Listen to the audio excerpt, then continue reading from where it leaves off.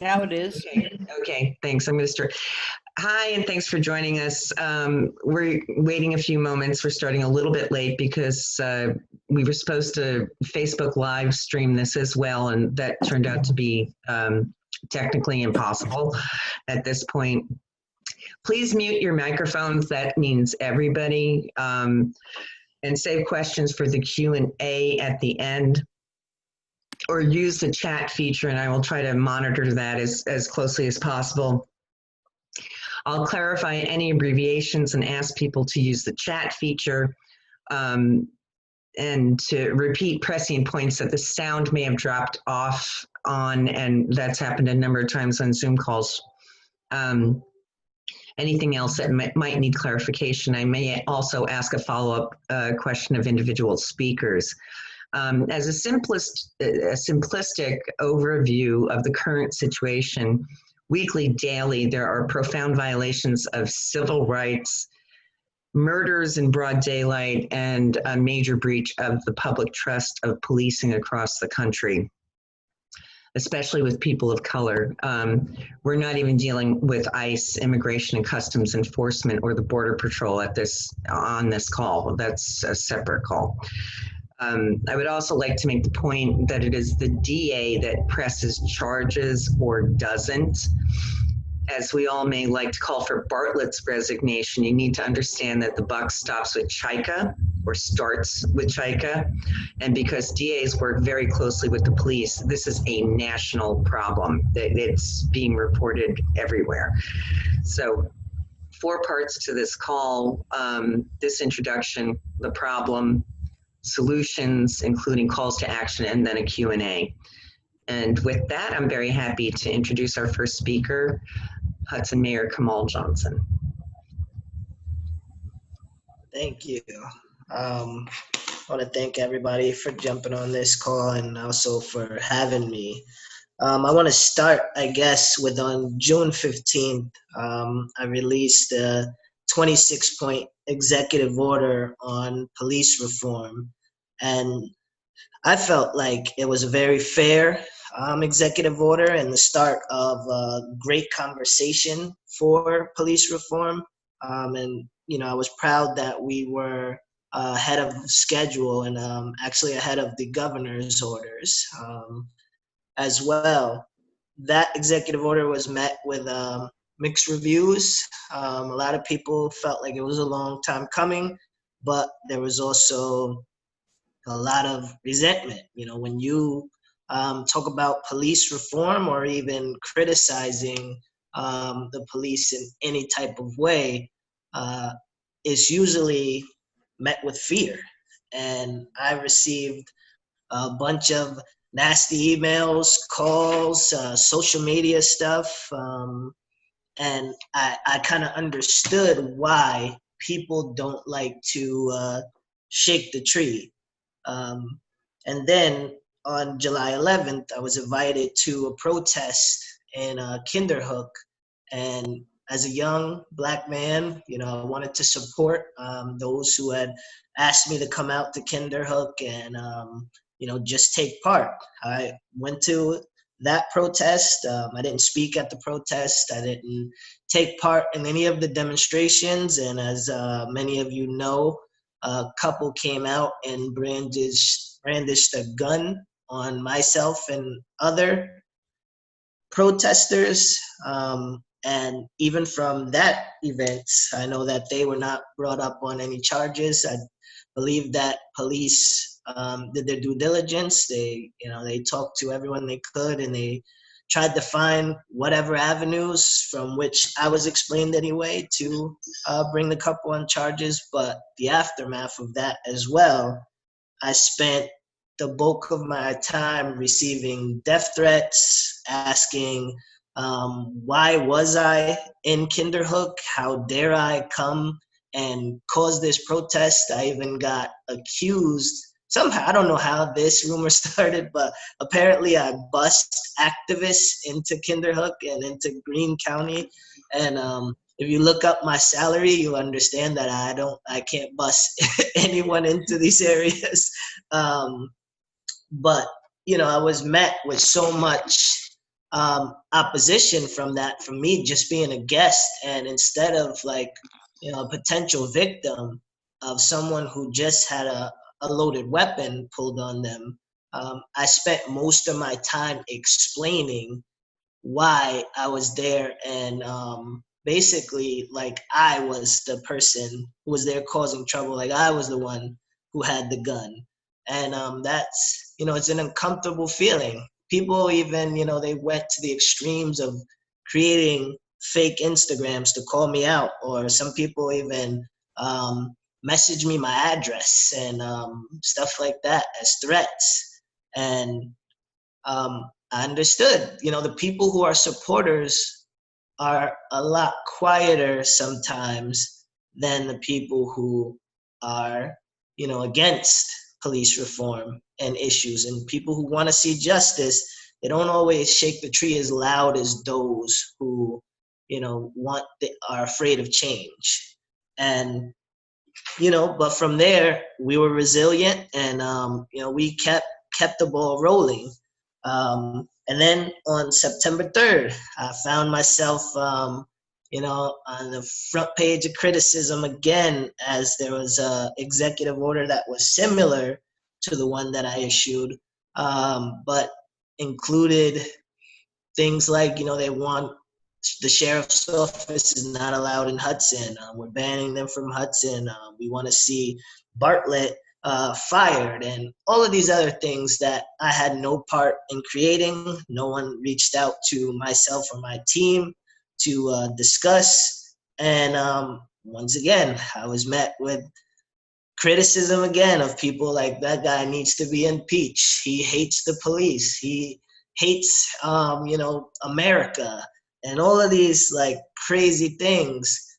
And for me, like, I'm okay. Like, I got, you know, I got strong shoulders. Like, I can take this stuff. But also I wondered, like, you know, where are the allies across the county to start making changes as well, so that it's not always, well, look what Hudson's doing, but also look what we're doing as a county, and how can, you know, myself and my team be a part of that, so it's a united front for change. I think all of us want a lot of the same things, but it's about who's willing to put themselves out there and take these risks. And I'm more than willing to do it, but I wanted to jump on this call also to hear the thoughts and um, ideas of everyone, and how we can make our community better, because we have a great community across the county, but there's some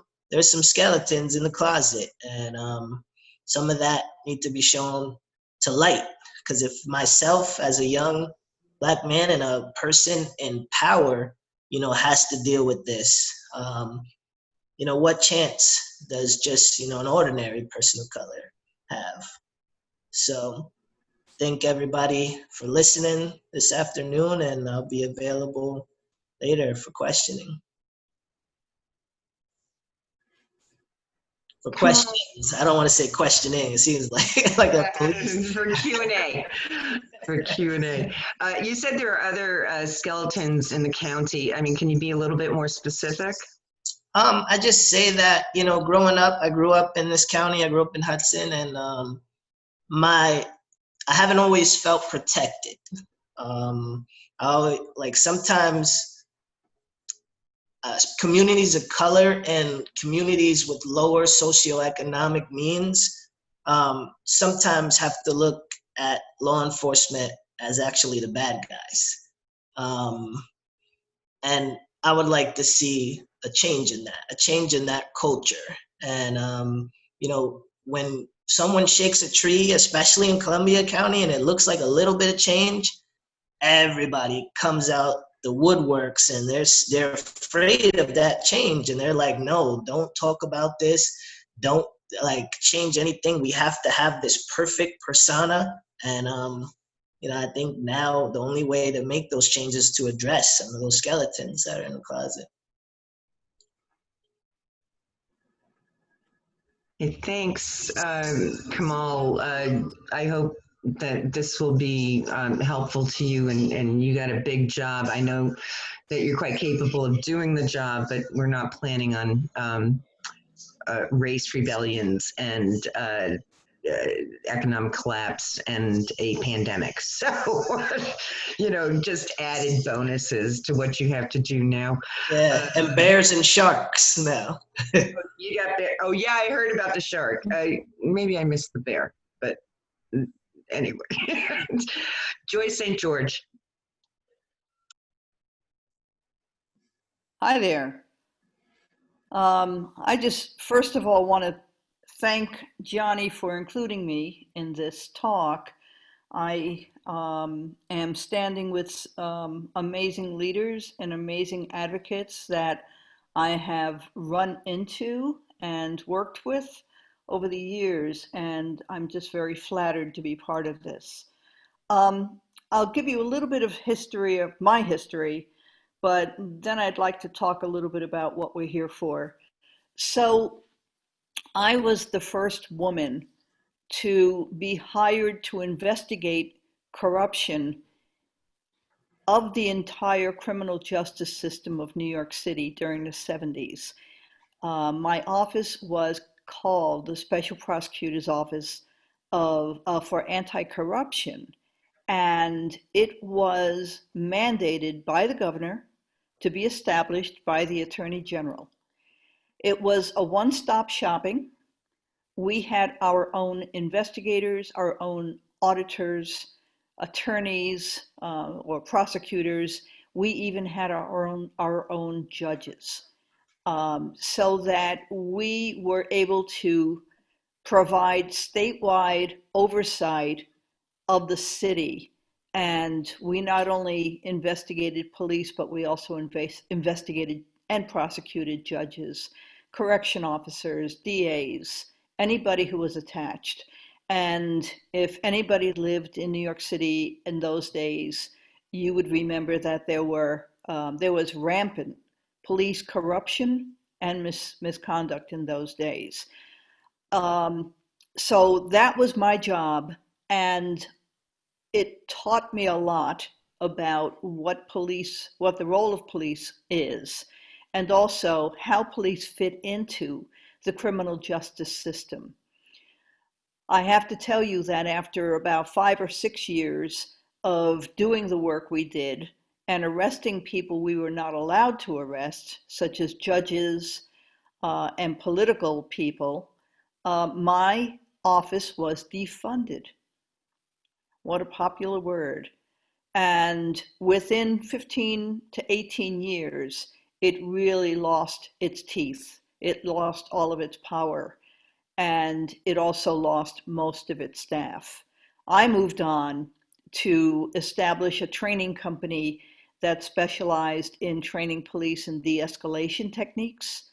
And I spent 37 years teaching hostage negotiation, race relations, all sorts of topics that relate to how do you be a great cop with integrity, professionalism, and compassion, and get your job done. So I did that for about 37 years. Obviously, I was never out of work. And I find that this is deja vu all over again. Right after they canceled my office in the 90s, there was a second huge scandal with the police department in New York City. I don't know if you remember that, but it was when police officers were snorting cocaine off of police dashboards. So there have been lots and lots of these scandals. What's different today is that people have woken up.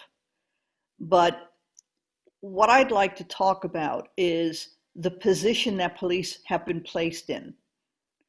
And I think that police have been placed in an untenable position because of the failing of governments, local, state, and federal. The government's supposed to be guardians of the public good. They're supposed to provide us with services that help even the weakest and the least amongst us to do what they can do to live a good life.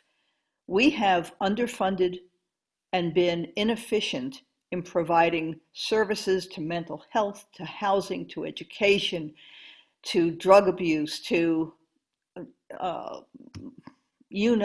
most of the helping services, most of the what we call safety nets. Those have gone. I can tell you, I'm in Delaware County, and we hardly have a mental health agency. In my area of Delaware County, there have been no services. The citizens have had to build those services ourselves so that we can help people who are addicted, people who are mentally ill. So what's interesting to me is police are expected to handle evictions, handle overdoses, handle psychotic breakdowns, and they don't have the training, they don't have the specialty, they don't have really the ability to do that effectively. Yes, they've had some training, and I've been part of it, but it doesn't make you a mental health expert. It doesn't make you um, a housing advocate. It doesn't do any of those things. So we are looking at police to do things that they're doing and they shouldn't be doing. And I think that is one of the most important messages to get across. And they're supposed to do it in an imperfect society where we value wealth and we basically perpetuate poverty. So we have a very difficult time right now. Our safety net is torn and it needs mending.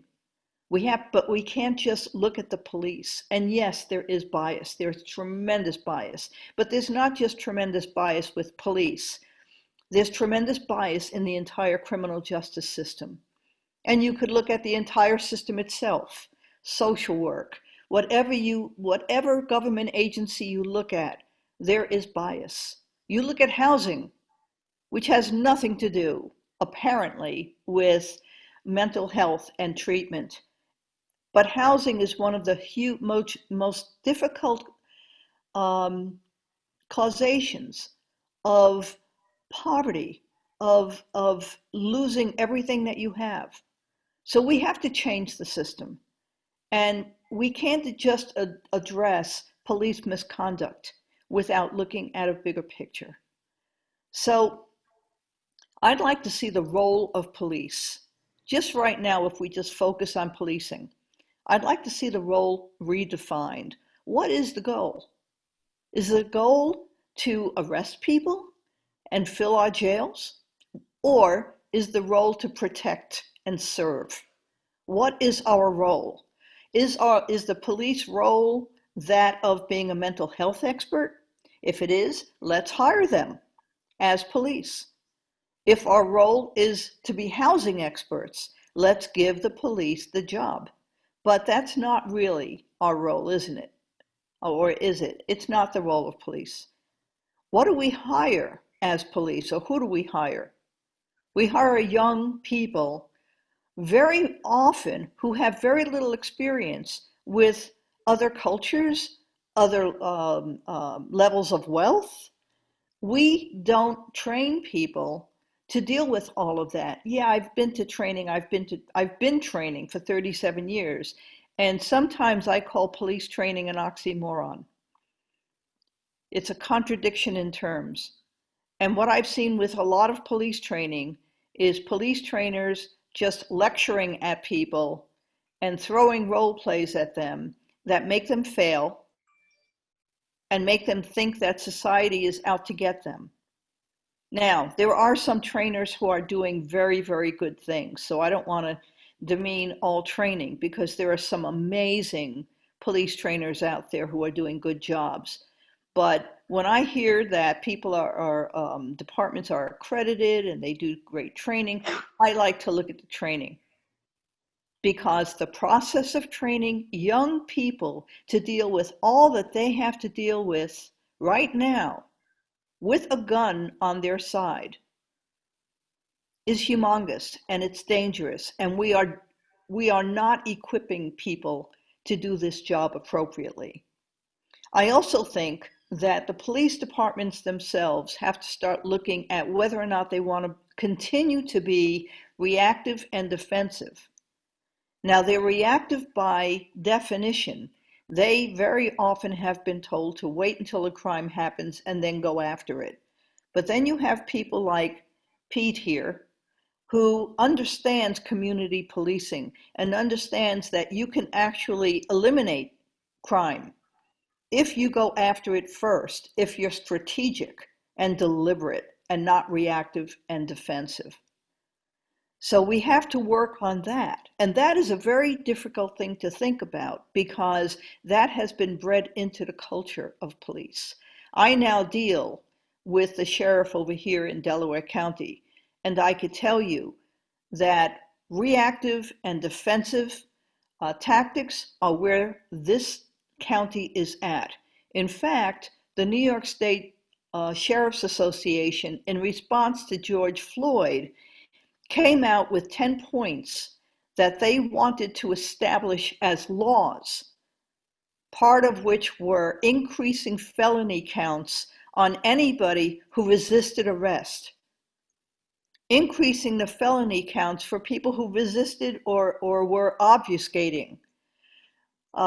They wanted laws that keep people 20 feet away from any kind of police action, which meant that you couldn't tape them. And there were some other points that they made. This is what I consider reactive and defensive. They mentioned nothing about bias, except to say that anybody who sides with the protest of today were anarchists. So we need to change the culture. And I think when you get people like Juan Figueroa and Pete Volkman into policing, you have that change, but they are so outnumbered. And the culture is very difficult to change. Anybody will tell you that.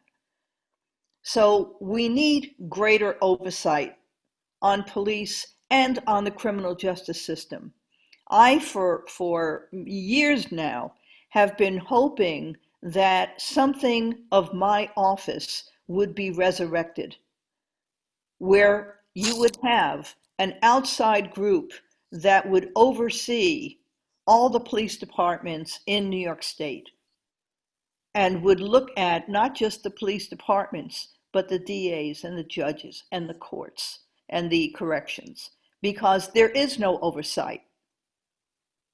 None. Now, I know complaints about judges have risen, I think, 20% over the last 5-10 years, but there's nobody except judges themselves who do any oversight. So that's part of what I'm hoping for. The last thing is, it's really up to us, isn't it? We're the ones who allowed the underfunding of mental health and treatment. We're the ones who stayed quiet when other things were happening to demean and to denigrate people of color and to systemically allow different laws to come in that were going to hurt people of color and people of poverty way more than anybody else. So lastly, we are the ones who have to fight. We're the ones who have to advocate, and we're the ones who have to elect people who will do the right job and not just go along because they want to be reelected. So it's us. It's us who have to have the voices and the actions that will change ineffective government and that will will help the failing public services that we have today and will calm the apprehensive civilians. Because if we don't, police will continue to pick up the pieces that keep falling, and they'll do it in the only way they can. So with that, I'm happy to take questions. Joyce, thank you. We're going to save Q&A for the end. Okay. and I'll just check. I don't think I have anything for you at the moment, but Okay. also just to respond to your closing points, that's why this call was called Power of the People, not Power to the People. So thank you. Thank you. Excellent, thank you. Michael Shamides, I never know if I'm pronouncing that correctly. Are you there? Are you up there? Yes, I am. Hi. Oh, hi, Michael. Your smiley face. Okay, please introduce yourself. You've got a lot of bona fides, so.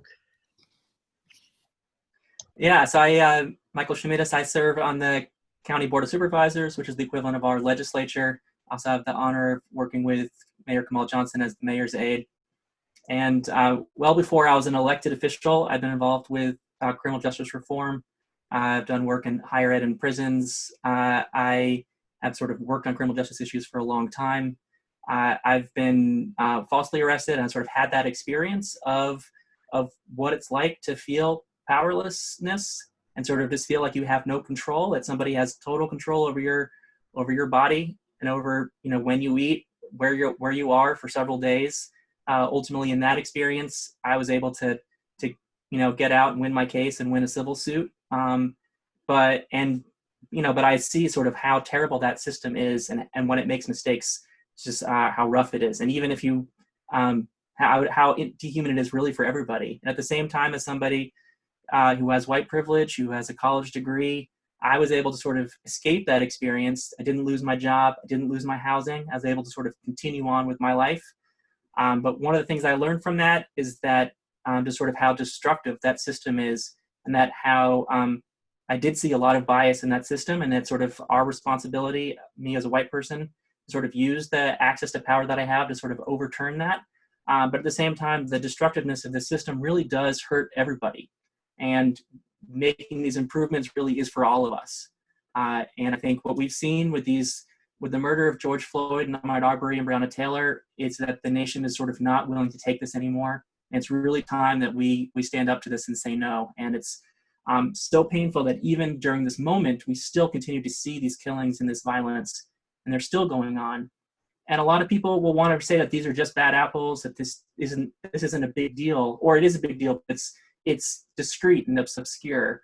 But really, these tragedies are part of a larger pattern. You know, at least in my life, and then even going back generations, we've had the nation sort of erupt with these really high-profile cases every 5 or 10 years. It wasn't that long ago that we had protests in Hudson and Columbia County for Freddie Gray and Philando Castile and Tamir Rice, Eric Garner, Sandra Bland. I remember the nation erupting over Amadou Diallo's killing. When I was a young person, it was the beating of Rodney King. It was, 40 years ago, the Move family, the Philadelphia police dropped a bomb on an entire neighborhood and burned a family alive because they were organizing for Black liberation. And 50 years ago, Fred Hampton was murdered in his bed, just like Breonna Taylor was recently. And it's like, how far do we have to keep going back that we know that these are not new events, and in between all these high profile cases, thousands of lesser known people have been murdered or victims of our racist system. And really, this is the time to stop. And it's so powerful that we're all together on this call, but also people around the country and around the world. This is our moment to really make changes and to say no more. And some people are going to want to say that this is out there, it's not part of Columbia County, but it is part of Columbia County. And if you look at the stats, Black people are 4 times as likely to be arrested in the county, 6 times as likely to be arrested for a felony, 10 times as likely to be sentenced to prison. And some of this is sort of scaffolded on a real resistance to have progressive policy in the county. Before marijuana was decriminalized in New York State, Columbia County had one of the highest arrest rates for marijuana possession. And continually, the county partners with the DA on attempts to, quote unquote, eradicate marijuana. This is a fool's errand. It's not a good use of resources. It doesn't make us safe. And it's a waste of what we could be doing to really improve things. At the same time, the county leaders opposed immigrant access to driver's licenses. This was a super important reform to allow everybody access to the driver's license so they could take the test, they could get insurance. But instead, what was going on is that people were being criminalized for driving. And luckily, the state was able to sort of make this change while county leaders opposed this. And now we have it so everybody in New York State can get an access to a driver's license and avoid the criminal justice system. And to the county's credit, once it was passed, they did partner with the Columbia County Sanctuary Movement and has had a very successful implementation. Another important change that happened, instituted this year, passed last year, was bail reform. I know Linda Mussman's on the call, and she's a real, one of the leading advocates locally for this issue. But it's really important to stress that this was a reform that said that you were not going to punish people based on how much money they have. That prior to bail reform, you could be sort of languish in jail based on how much money you have. And the Board of Supervisors actually passed a resolution against bail reform. And they were saying that they're doing this because they support victims.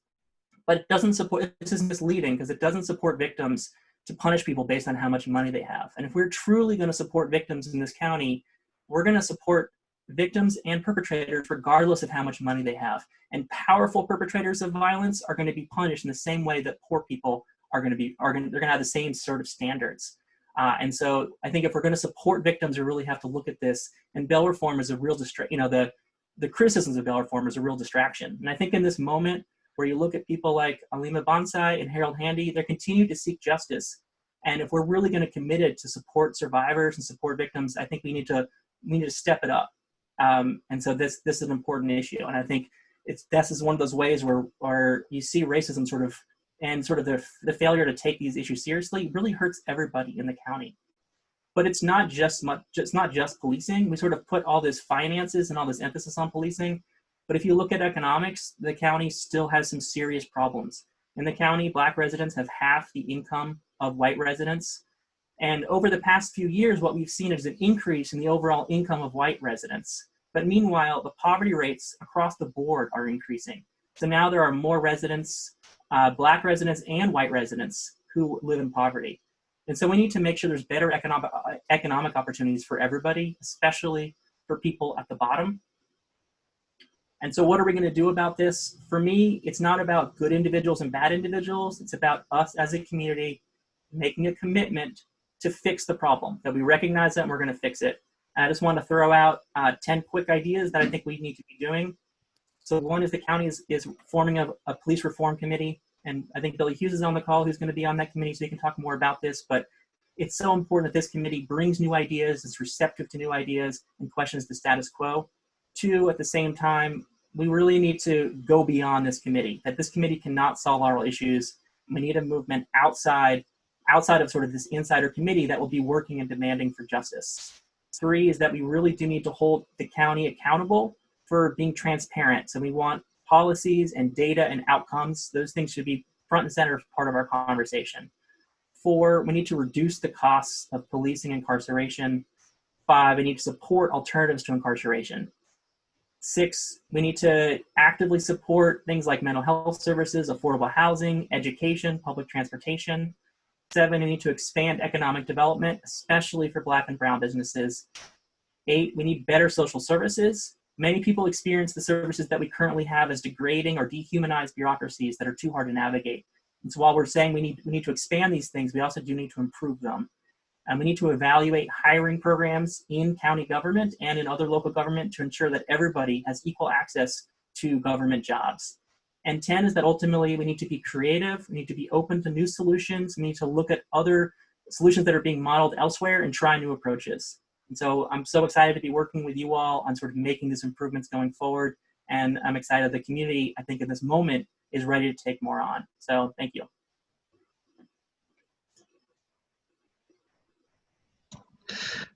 Michael, thank you. That was beautiful.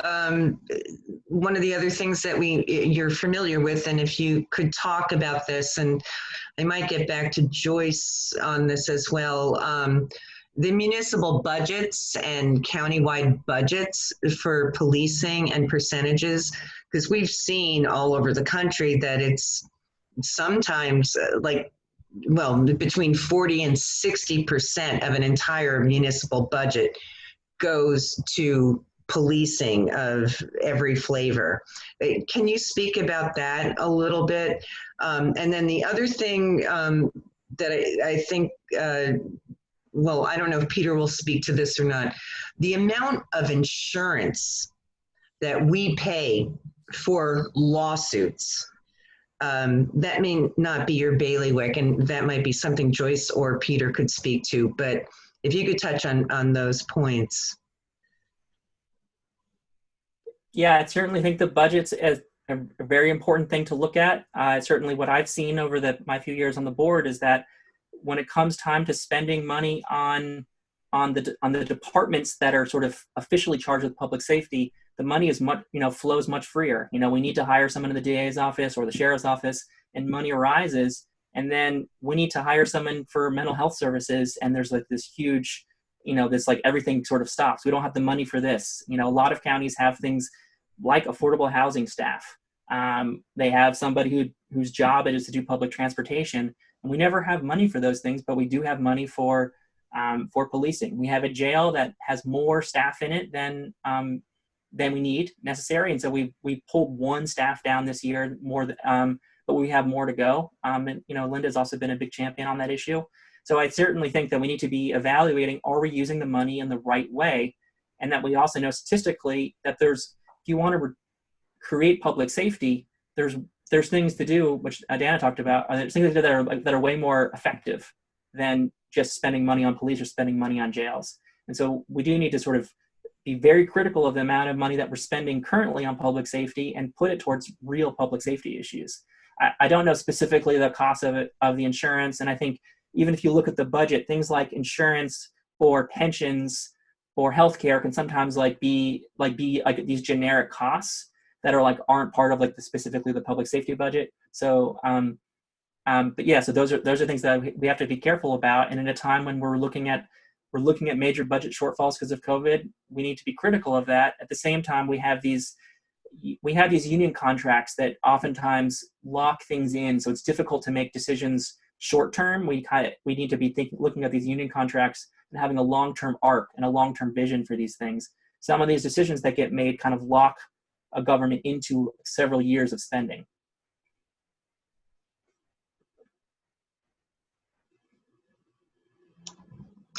Thank you, Michael. Perfect. I'm going to talk to you after the call.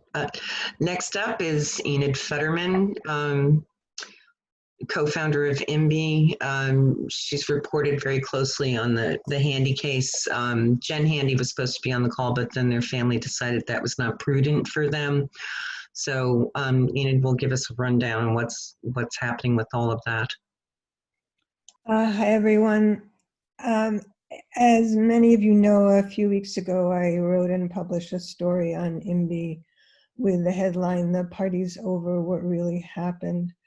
And the interesting thing is that this case, while it is about police corruption, it's about the other side of it. It's about police as perpetrators of crime and covering up those crimes. The story was about, I think most of you know this, but just briefly, the attack on Harold Handy at the tail end of a 4th of July party at the Kinderhook home of Alex Rosenstock and Kelly Briscoe Rosenstock. And the story elicited a lot of reaction, most of it very positive, some of it very negative, some of it intimidating, and some of it useful in that a couple of sources surfaced that I had not known about before, but none of my sources are willing to be named, and many of them stop talking when they get intimidated again. I gave everyone in the story that I named a chance to refute the facts or comment by emailing or texting them before I published it. And none of them responded except one who responded after the story was published, and in a very aggressive and threatening phone call. And I made a correction because, I couldn't say for absolutely sure what was true, so I did that. But the real issue here is not the attack, obviously, which was horrible, traumatic, life-threatening to Harold Handy and his wife, who was then his fiancée, Caitlin Williams Handy. But for the way the crime was and is still being handled in the sheriff's office and by the state police. and possibly the DA's office, although I don't know as much about that. But all of that is the subject of the next installment in the series. The first story was part of a 3-part series. And the next one is called The Party's Over, What Really Happened Next. And I'm in the process of writing it. But the difficulty of finding reliable sources and the fact that even those who are willing to speak won't allow themselves to be named is a real indication of the level of fear and intimidation, the fear of and intimidation by the criminal justice system in Columbia County. Yesterday, I happened to be in a market, and the owner and I chatted about it for a few minutes, and he summed it up in a way in 4 words. He said that some of his friends were troopers, and they were good people, and they were actually opposed to the culture here and probably everywhere. The old boy culture, the cronyism, but he characterized it in, as I said, in 4 words: I got your back. Meaning, if you get into trouble, I'm covering for you, among the police. And that's what's happening here.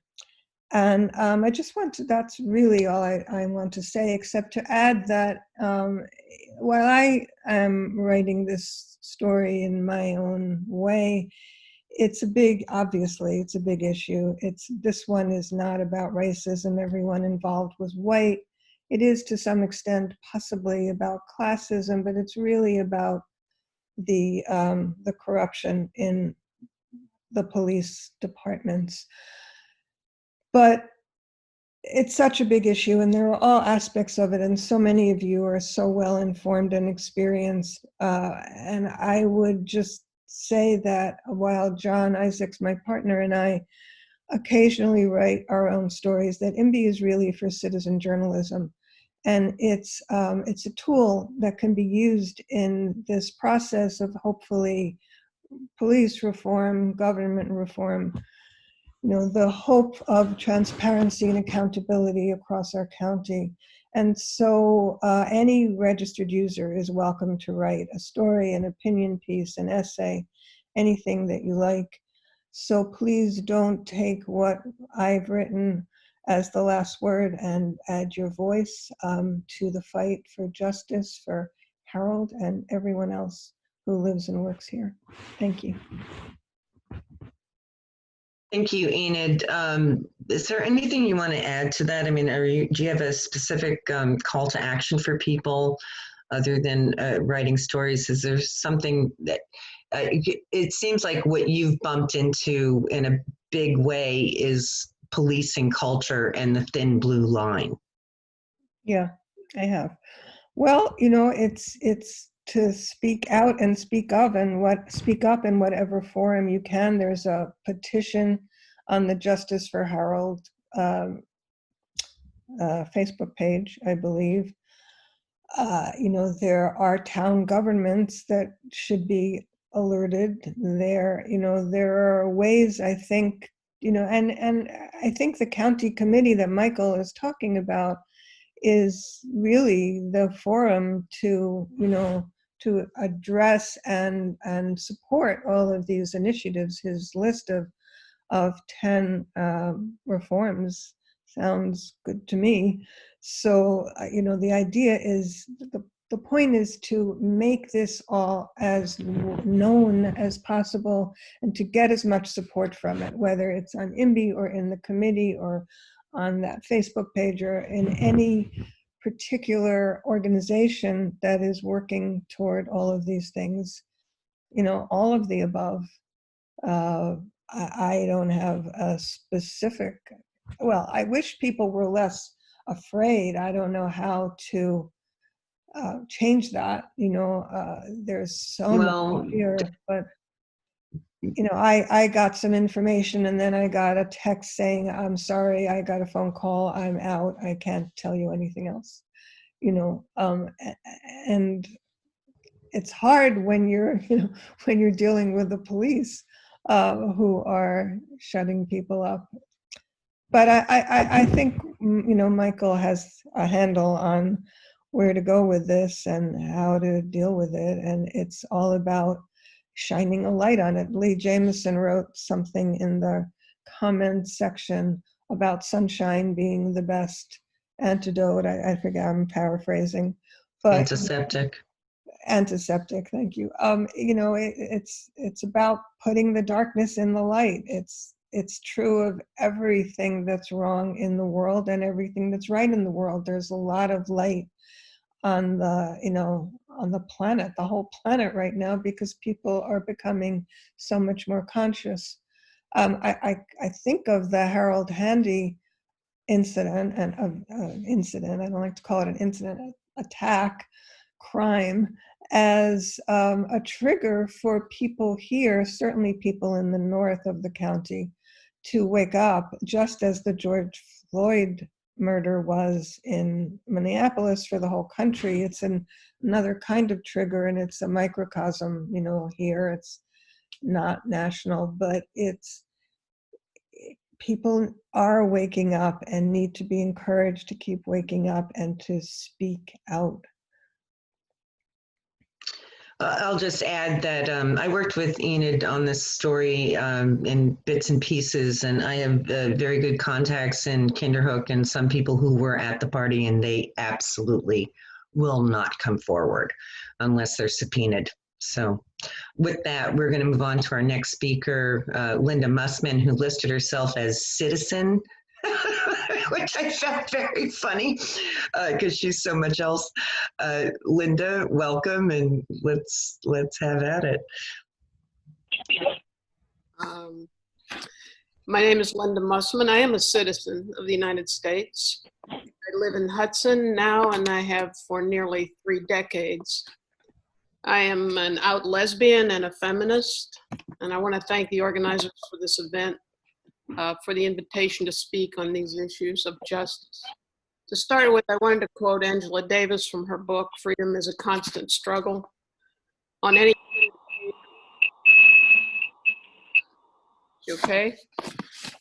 given day, there are almost 2.5 million in our country's jails, prisons, and military prisons, as well as jails in Indian country and immigrant detention centers.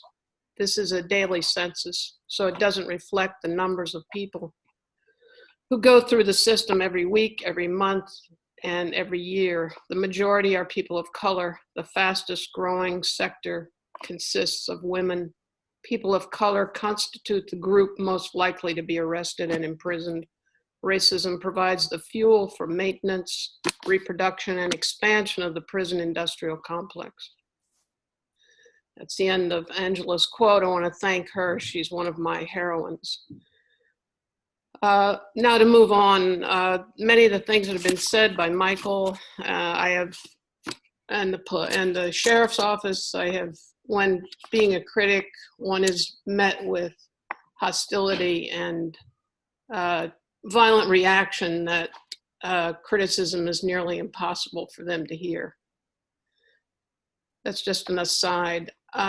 Number one, the amount of money we spend on the military in America far exceeds the money we spend on health, education, and the welfare of our people. And we are a nation of warriors. Number two, the amount of money that is spent on the Chicago police, for example, far exceeds the funds that it spends on its citizens of the city, on health, education, housing, and the general well-being of their people. Number three, city of Hudson, a small city compared to Chicago, spends approximately $4 million on our police department, or a third of our small city budget is devoted to the police, neglecting the general welfare of our citizens.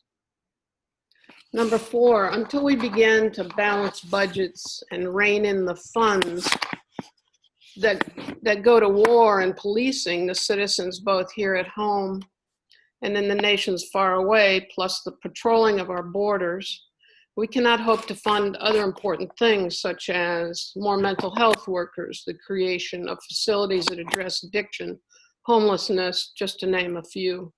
We need real solutions that answer the needs of our people. We are in a crisis at this moment in time unlike any other time. We are such a rich nation, and yet we are so poor when it comes to addressing the needs of the majority of our people. This includes women, children, and the working poor. Our citizens are not coping with all of the changes that we face in this new century, such as joblessness, poor education, opioid addiction, racial disparity, abuse related to gender, especially to women, homelessness, and now COVID-19, the pandemic, which has created a huge loss of employment and endless displacement in our daily lives. We need to abolish the concept of incarceration. We need to take these facilities that have sprouted up all over America and put these facilities to better use. I want to commend the sheriff in Albany who has transformed their jail to a homeless shelter.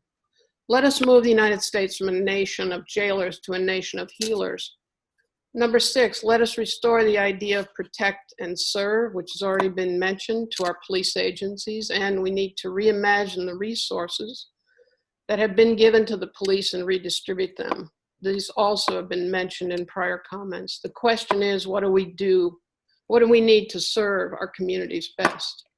Is it more police equipment, more force, for example? We are constantly asked to spend more on police equipment that in reality sometimes does more harm than good. More technology to put us all at risk of error and mistakes. We lack community engagement. We see more of our police outfitted in military gear that looks like heavily armed military tactical forces. Extreme weapons, huge military trucks, mini flash bombs, tasers, mace, devices to blow doors off so that citizens' homes can be raided. Far too often we have witnessed huge mistakes that can be made and innocent people are killed or maimed, and this aggression often witnessed by families and children and innocent bystanders. We place police in schools. We place police in county offices. We have security everywhere, and we are armed. We are an armed nation. We are afraid. In the meantime, the citizens are buying guns to arm themselves because they are afraid. There is something very wrong in this equation. How do we change this? Perhaps we can start with budgets. Examine them and explain the cost to the people that pay the taxes, that fund the budgets both locally and nationally. For example, we need to ask the contracts be renegotiated, and we need to challenge the unions of the police and correction officers, for it is in their grip that we are being held hostage. The recent bail reform, which I have been very happy to witness and have been part of that movement by creating a Columbia County bail reform bail fund, is one move toward change. And I might add, as well as Michael has, that many in the county voted against this reform.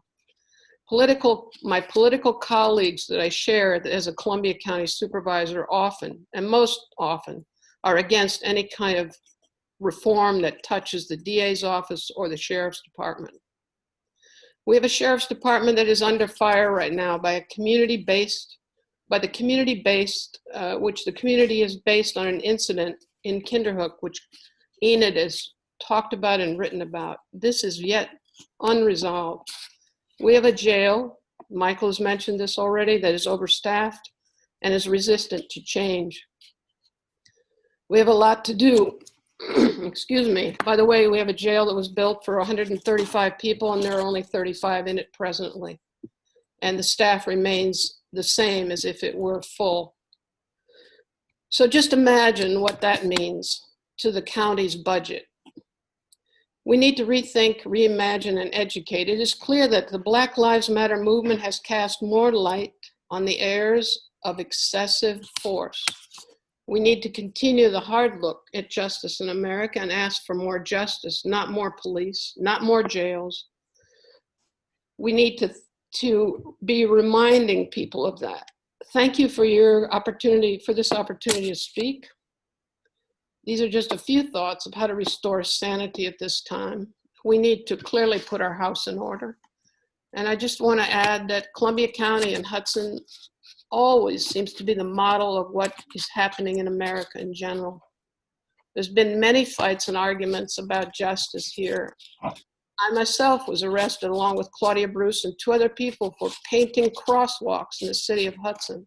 As a citizen action, there was a lot of time, money, and energy and headlines spent on such a ridiculous and absurd action, which was a neglect by the public, what do you call it, DPW office here in Hudson.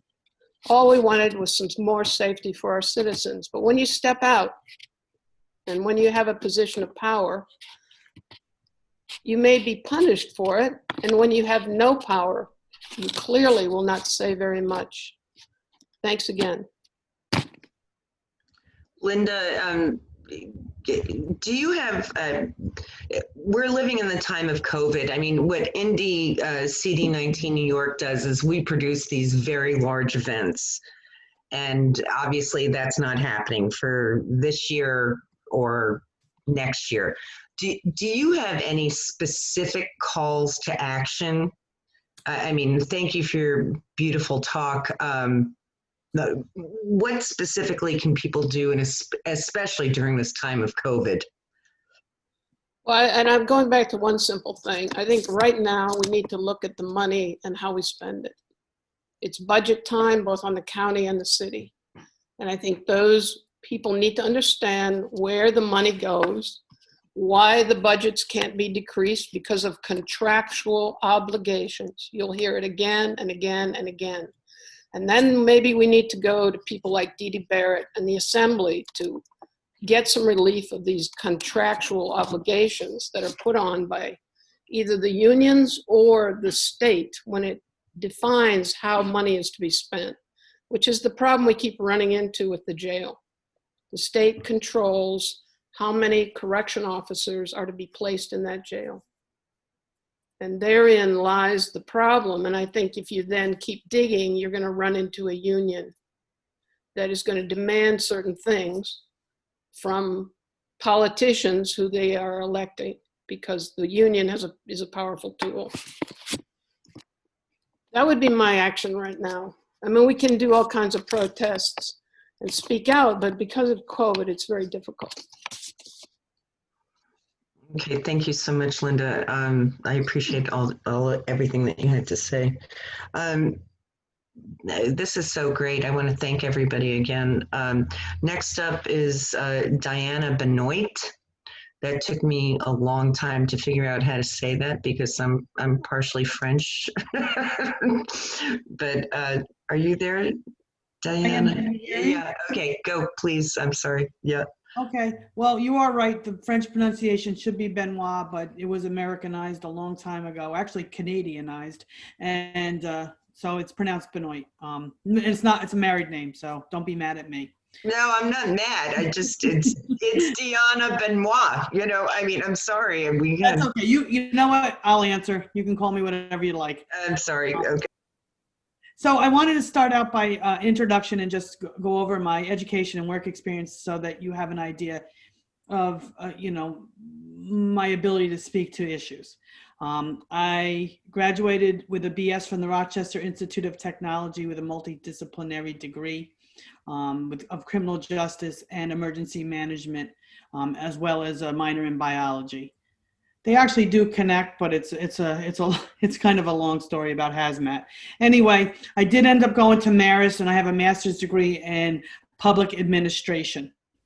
I've worked for the state police. I'm a retired senior investigator. I worked for the state police for almost 28 years. I retired a few years back, and have really just been doing some volunteer work and revitalization of my hometown. I've been asked to talk about recent events and relating them to my,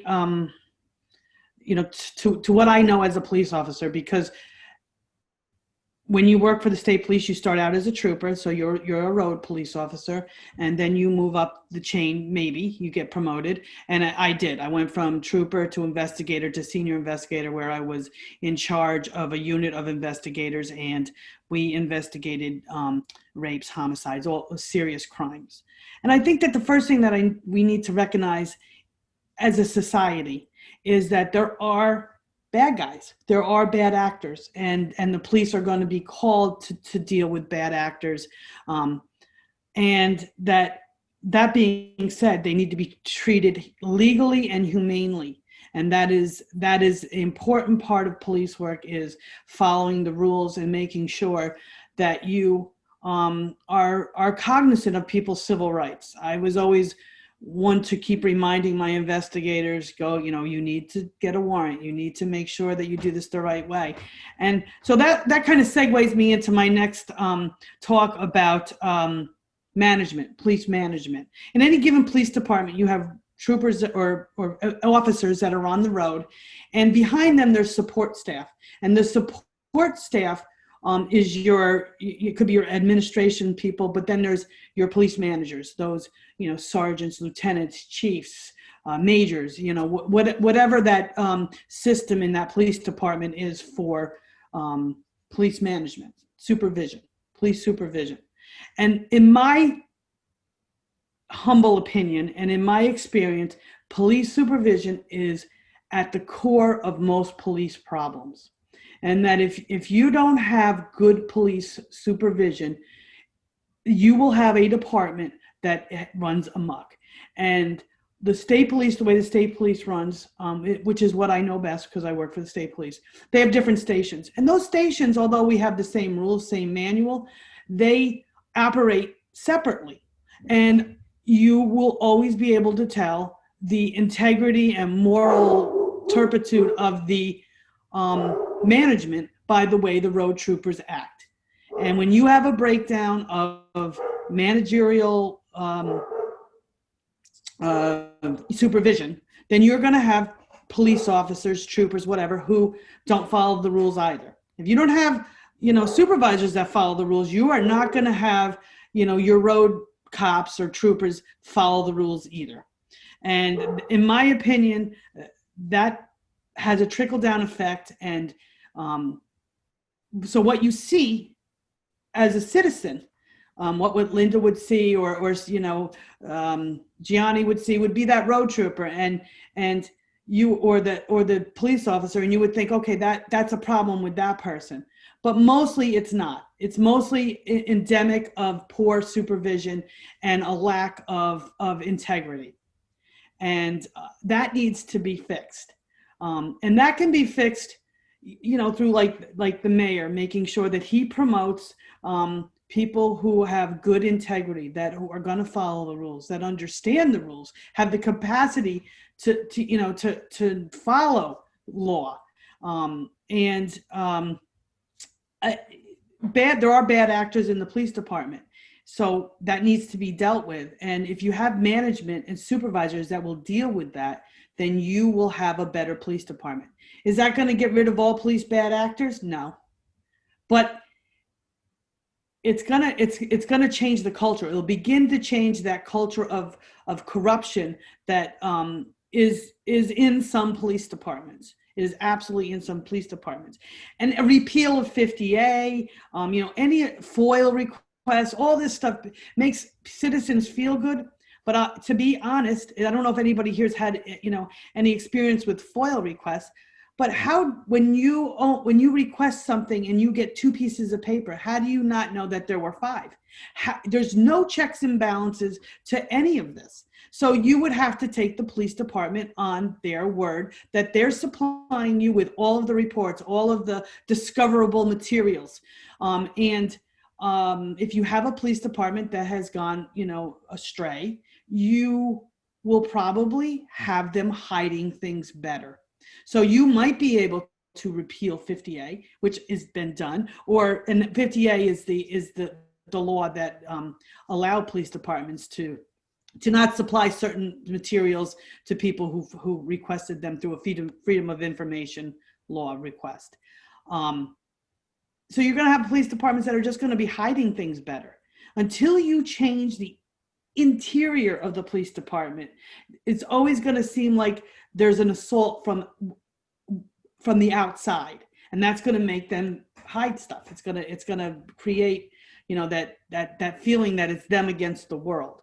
And so until supervisors, in my opinion, until supervisors of police departments are changed, you're never going to get to the point where you make any real changes that are lasting. You might get a gotcha case, where you find out that, that the police, did certain things, but it's really about the culture and making lasting changes more so than it is, finding out one or two things about one or two departments, because the high profile cases are only a scratch on the surface of really, a lot of citizen encounters with police. So I don't have much more to say than that, but my son sent me something, so I just wanted to show you guys, and I don't know if you can see this. The best thing I ever did in my life was raise 3 very well-adjusted, smart human beings. So this says supports good police officers, left upset at police brutality, and believes that all Black lives matter. It's a Venn diagram, and that's where we all need to be, right there in the middle, me. So until we get to that point, they're always going to be able to take us and put us, any bad actors or power people are always going to be able to use that political tribalism against us. I'm a Republican. I believe Black Lives Matter. I believe they're good police officers. I believe that there's bad actors in police department. I'm here, and that's where we all need to be. So I have nothing else to say. Diana, how do you propose that the average, well, let's not say the average, but people who are paying attention, citizen, get into the nuts and bolts of how policing is done and changing it fundamentally, which is what you've been speaking about? Right. Well, I think that, within the state police, change could come a lot quicker because the state police is under the governor. And so he could make those changes within months to make sure that the FOIL department is not hiding stuff, that they're not using. How many times have they, people send in FOILs, and I know they do this 100%. If you look at the FOILs as 100%, well, they just deny, almost all of them, and then I don't know, 40% actually send a letter back appealing it, and then they deny 10 more percent, and then you'd have to do an Article 78. How many people have the money to do that? How many people can really fight these battles? I have been waiting for almost a year to get information from the state police, and I'm lucky enough to have a husband that's an attorney. So we are going to file an Article 78 if they don't give it to me. But the average citizen doesn't have that ability. I mean, they just wait you out and they tire you. And there needs to be a tightening of that. And until there's checks and balances, especially with information is key to figuring anything out in life, anything. And until you have information that is forthcoming and not being hid, you're always going to have secrecy. And secrecy is always where there's a problem.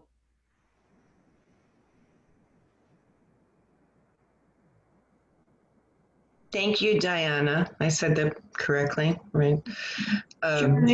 Johnny, Yeah. isn't Saja Ahmed Nick? She was supposed to be before Diana. Oh, I was going to call Peter because I know he has to go. Oh, okay. Well, did you forget her? No, I mean, she's on here. Okay, let Chief Volkman go ahead. I can stick around. Okay. Thanks, Saja. Thank you, Saja.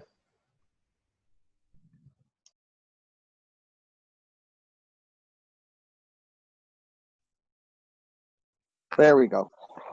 Thank you for having me here. And I think with all that's going on, one thing I found is I don't have the answer. There's a problem between police and the community. And I've said this before, you could build all the bridges you want, but if either side doesn't want to cross to the other side to see their perspective, that bridge is worth nothing. And I think it's really important that the police cross over to the other side perspective of community and what they have to say. And I think it's important for the community to come to the police side and see their perspective and what they have to say. So the most important thing I could do on this call, and unfortunately I do have to go soon, is to just listen.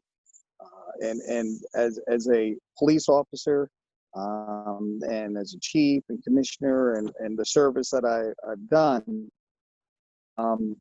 I just wanted to listen to the dispatch of where to go forward. I don't know the answer of where to go forward, but we are going to go forward. Change is happening in policing, whether police like it or not. For the first time in my career, I could sense that.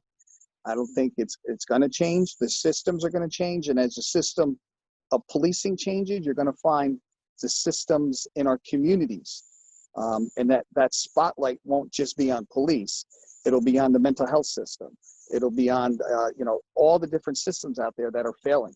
I think what's been said on this call over and over again is the spotlight came on police because the system has been decimated in other areas, which left it to the police.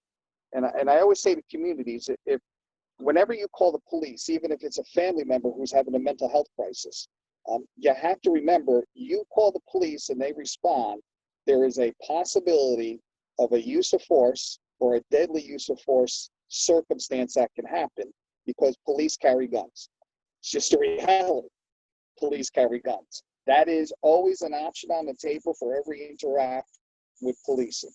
So I'm hearing that, and I agree, police should not be responding to many situations that society is forcing on the shoulders of police. So as I go around and look at the system, and what I did was Chatham Cares for You, is I just bypassed the whole system, and just kind of, we did it ourselves as police. And now the system's rebuilding and rebuilding, but unfortunately with COVID and budget cuts, a lot of investment and grants for the recovery community, my fear is going to dry up, and great people who are doing work that are non-police are just going to go away. And what happens then? Now it comes back. Something has to be done. There's a crisis. Someone in recovery is having a crisis. You have no one else to call. And who do you call? Call the police. And here we go with policing dealing with things that the training is not in years. Most mental health training is days, maybe a week, maybe 2 weeks of training for mental health crises, and that's just not enough. So I'm here to listen. It's great that we identify the problems, but I've been taught by my mentors, you can bring up all the problems in the world, unless you try something for a solution, the problems that you keep bringing up just stay the same. So I think this call is also important, and for people to come together to identify the problems which are being identified, but now let's try something different. When I did Chatham Cares for You, I had no clue what would happen. I just tried something different. And it helped people. It saved lives. It lowered crime. It did well. Was it perfect? No, it wasn't. But something was tried. And I think the police reform committees coming together really need to focus not only on what's the problem, but what are some solutions? Let's just try something different. It's all about a cost. And that's my fear, because when budget cuts come, it's the mental health that gets cut, in state budgets and county budgets and all that, which was already talked about. And I just don't have the answer. So thank you for letting me be here. I'm going to stay on as long as I can to listen, because I think the most important thing for me being here is to listen to everybody. So thank you. Peter, I have a follow-up for you, which is, you have a degree in sociology. How important do you think that is as far as your approach to policing? And do you think that should be mandatory for anybody in a position of leadership? I actually have a degree in social work, not sociology. Oh, sorry. Yeah, that's okay. It actually, what policing did was they upped standards in many police departments, where in order to get promoted, you did have to have a degree. Some standards were as high as to get to high command, you had to have a master's degree. And the studies that I've shown is that the higher degree you get, the more dissatisfied you get in your career with the higher degrees, because it's, policing is very frustrating. And so getting into administration, the limitations of what you can do is very frustrating. And that's what I'm hoping to be here is to help you see the police side and come on this side of the bridge as I come on your side of the bridge and listen to your side. But so yeah, they do have higher education some spot, but other parts, I'll just tell you this, when you become a supervisor, when you go from a police officer to a sergeant in New York State, there's a mandatory 3-week training. That's it, on how to be a supervisor. After that, say you go from a sergeant to a lieutenant, or sergeant to captain, or sergeant to chief, there is no mandatory training and supervision at the different levels. That's a problem. Corporate America, when someone moves up the chain, they go and they get trained on the next level of supervision, the next level of management, and they invest in their people on motivational speakers, on health and human services, employees assistance programs, wellness programs, and just policing and public service has very limited health and welfare programs, very limited programs on sending the higher level administrators to specific trainings in schools. So yeah, there is a problem with that.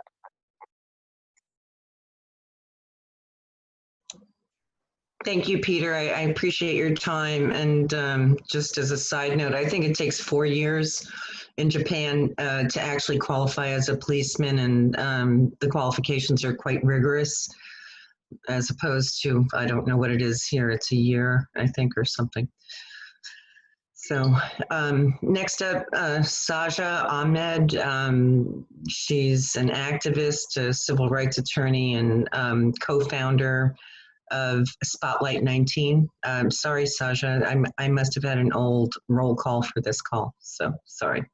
No worries at all. Hi, everyone. My name is Saja Ahmed. You might know me from politics in our congressional district. Spotlight 19 is a podcast that followed John Faso and has I was able to meet Joyce St. George through it. And I also know I was actually supposed to originally be on this call to encourage Gianni to include Betsy, who will be speaking after, Betsy Kratt, who's running for assembly in the 102nd district. But Gianni, who's been an amazing ally and friend throughout the past 4 years, she asked me what I did outside of this, and my training is that I'm an attorney. I worked for the Port Authority of New York and New Jersey prior to my current role in Ulster County. And I'm actually one of the ones who defended the police from time to time. It was not something I enjoyed. It was not something I personally agreed with, but I take the oath of an attorney very seriously. And I think everyone's entitled to representation. And for the first three years after I passed the bar exam, I worked on these cases that involved the Port Authority Police Academy. Now, I know probably a lot of you have some connection to New York City. Most people in upstate New York do somehow. And the Port Authority Police is different from a neighborhood police force. They're protecting critical infrastructure assets, but this just means capital, it means property. And we see that debate playing out now where the rallying cry on one side is that we need to protect our property, and on the other side it's, well, we need to protect life. There's no regard for Black and brown lives, and Black lives especially, from one side. So the first 3 years that I was practicing, I worked on these police academy cases, and the police academy is 6 months for the Port Authority and also for NYPD. It is not, to be an attorney, to represent the police, you need to go to school for 3 years. You need to pass the bar exam. You need to do all these things to represent these people that only need 6 months to get a gun and a badge. And the cases that I had involved a class of Port Authority police officers of 240 that the day after they received their gun and their badge, they had a raucous graduation party, and there were allegations of sexual assault at that party by the police officers. They were caught on tape jumping the turnstiles, which is an offense that Black and brown people are constantly arrested for. And it ruins families. And I know bail reform was mentioned earlier in this call, and that has been so helpful to some of these clients that a lot of my friends are public defenders. No longer do people accused of turnstile jumping have to post bail, which was something that was happening in New York City.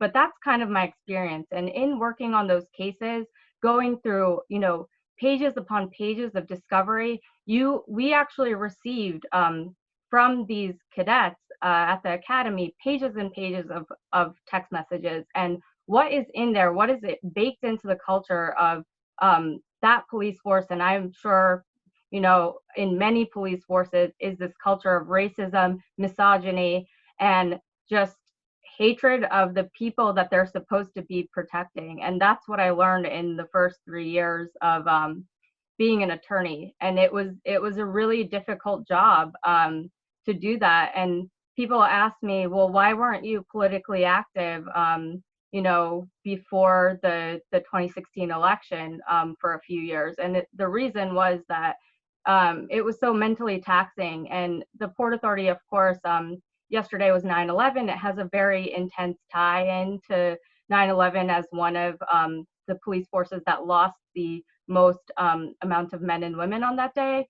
But the amount of Islamophobia, and as a Muslim woman, it was really difficult to stomach these types of things. And that's what's baked into the culture. And for me, I think that I don't know what kind of training it would take to remove that culture. I see a lot of other activists doing things like trainings on standing up for racial justice and other trainings that are helpful. But I think until there's some sort of statewide mandate or state or national conversation, which is finally happening now, I don't think that change can come. So I see the side of the activists that are rallying for defunding the police, but I also know that that is very unlikely to happen because of the structures in place. And the number one structure that is the roadblock, every day we see arrest the cops that killed Breonna Taylor.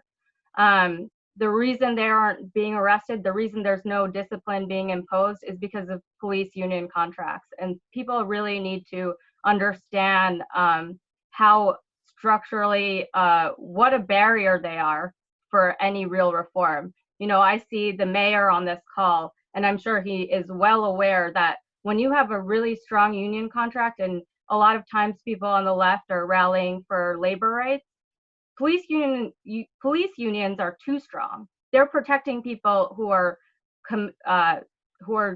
committing such grave harm to people that other unions, if a Teamster, for example, is committing that type of harm, I would expect that the union's not going to protect that person that's committing a crime.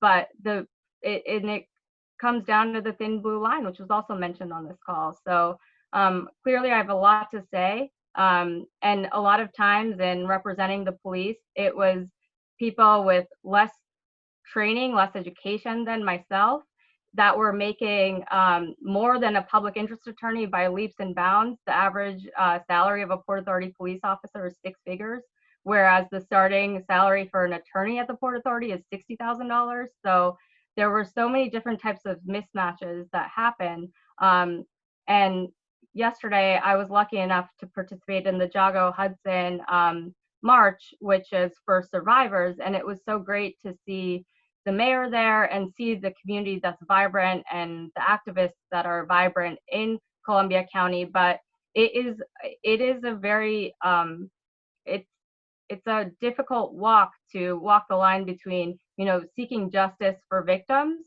which is often co-opted by the right when they want to invigorate law enforcement, but also knowing that there's a real grave problem with policing in America that really needs to change. And for the first time since forever, really, for the first time, I'm seeing that politicians are finally not afraid to say the 3 words Black Lives Matter when back even in 2016, it was politically risky to say those things, or people considered it politically risky, and there's still those people out there.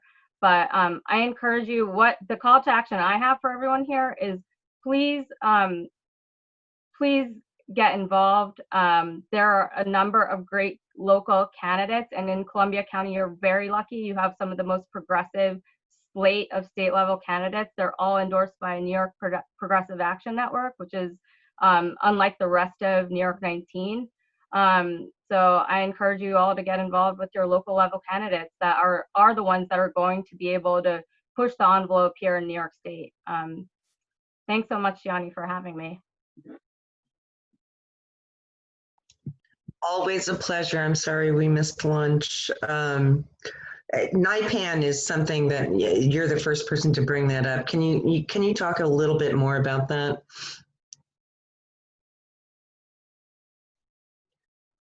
Saja. I'm sorry, I got muted. Can you repeat it? Oh, I'm sorry. NIPAN, you're the first person to have brought that up. Can you speak to people a little bit more about that? Sure. NIPAN is the New York Progressive Action Network. It is kind of interconnected with the progressive movement in the country, and also Our Revolution, which is obviously the Bernie Sanders PAC. And this doesn't need to be about a candidate, but I do think that NIPAN is clear, along with the Working Families Party and these other kind of more progressive parties, in recognizing and including in their platform that there needs to be a serious reallocation of funding for the police. And that's why it's important to support the candidates that are endorsed by that organization. Okay, they're easy to find too. So thank you, Saja, so much always. I'm gonna go to Betsy and then Mark Mishler.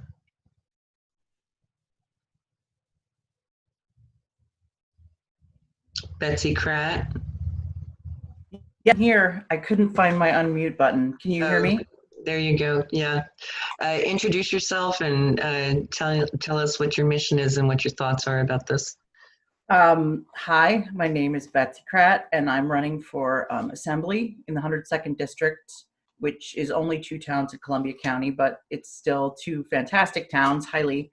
I've been sitting here taking notes. I just got my social work degree.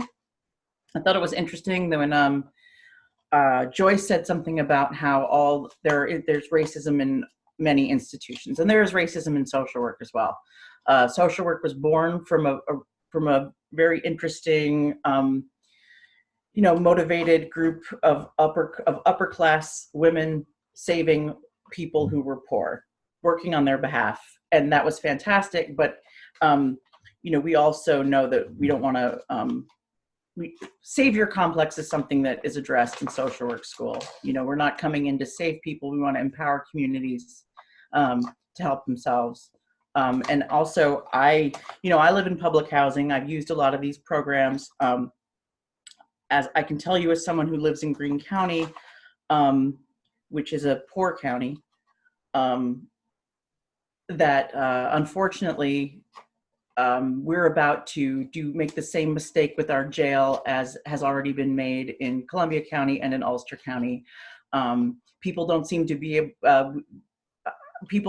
to recognize, or we don't see this. We don't see eye to eye on this idea that jails make us safe.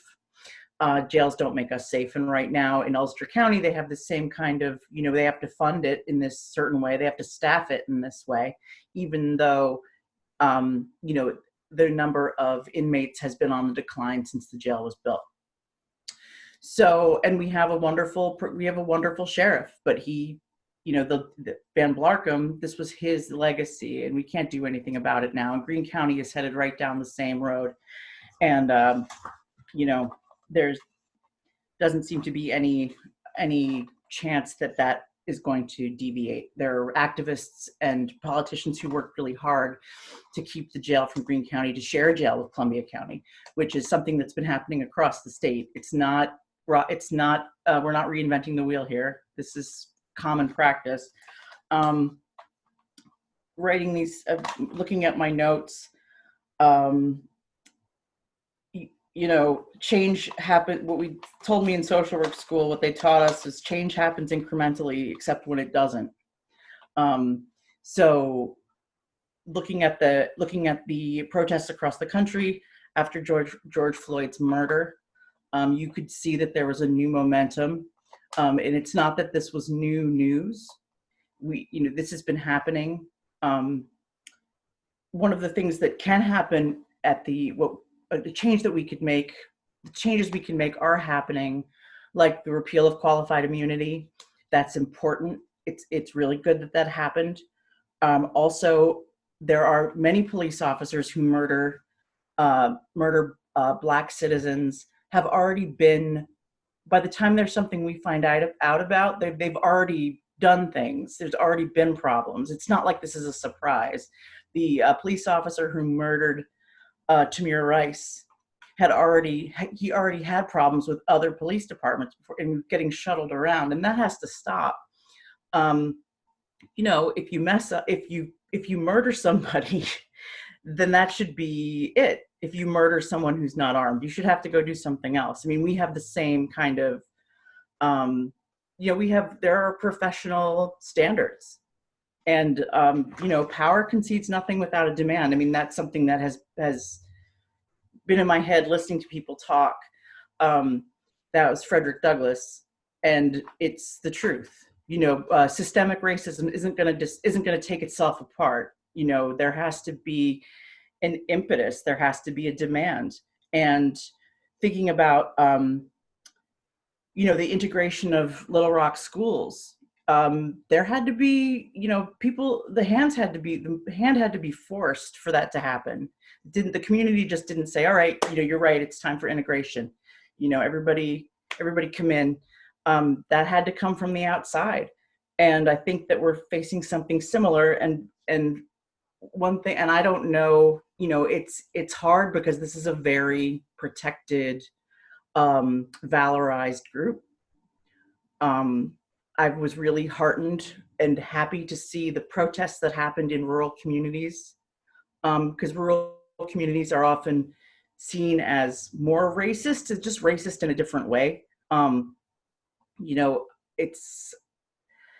But to see all the people, like, there were probably 500 people in Oneonta, and hundreds of people in Delhi and Cooperstown and Cobleskill. And it was inspirational for me to see that, see rural communities rise up in this way. And as allies, and someone else, it was Kamal, said, there's this myth that, people are coming here.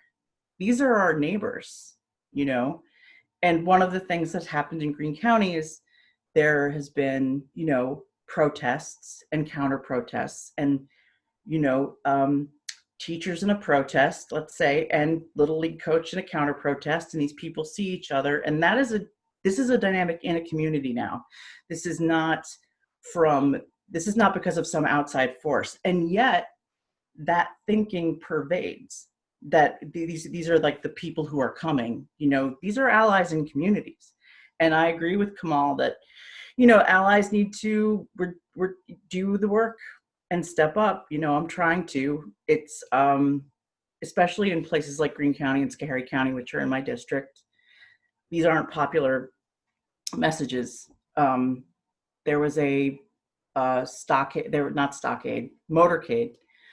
right outside my house a couple of weeks ago, Blue Lives Matter. And the Blue Lives Matter movement, there has to be some kind of reckoning, because it's not like, I think that law enforcement doesn't want, if you are a good police officer, right? If you see other people murdering with impunity, that should bother you.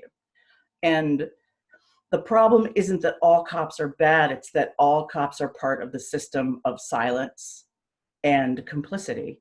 So I don't, you got a lot of speakers, I could go on forever, but, thank you for having this talk. And, there's always more work to do.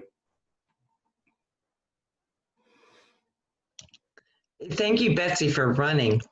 Oh, we need better candidates. You're one of them. So thanks very much. I really, really want to thank you. I've been drafted many times. I would never do it. So my hat is off to you. God bless you. Yeah, well, there's a first time for everything. Well, let's see, Born every minute and so on. Yeah, thank you. you also have a very gerrymandered district. So God bless and good luck. I'm going to go to Mark Mishler. Mark. Hi, good afternoon, everybody. Can you Mark, hear me? please introduce yourself. You have like 3 paragraphs of kudos, so you go for it. Well, I'm not going to recite 3 paragraphs. No, I know, but thank you. So, yeah. so first, I just want to say, and I will introduce myself in a moment, but I want to say that I'm maybe one of the only people on the call who's really not immersed in the details and daily experiences of Columbia County. And so I've learned a lot. I mean, it's been wonderful to hear everything that people have been talking about in the detail and the level of engagement and involvement. And in particular, it really is an honor, Mayor, to be on a call with you. I know of your work, and to me, living in Albany with a supposedly progressive mayor, I view you as a model of public engagement on the part of an elected official and commitment and dedication to real change. So it's wonderful to hear you talk, and I really appreciate being on the call with you. And, you know, I have to say, to be on the call with Linda was legendary and always inspiring, and who particularly inspired by quoting one of my heroes as well, Angela Davis, who somebody I've worked with and met and heard speak many, many times, and who I view as one of the beacons of how to look at the vision of what we need to do to change our country, and also in particular to change the criminal legal system. So my background, I'm an attorney in Albany. I've been practicing in Albany for almost 40 years. I do a tremendous amount of criminal defense work and civil rights litigation.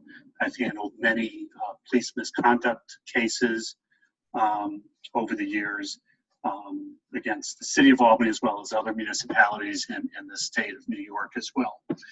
And I've also been an activist on these issues throughout that time. So I've been involved in Albany in the now decades-long fight for accountability with the Albany Police Department.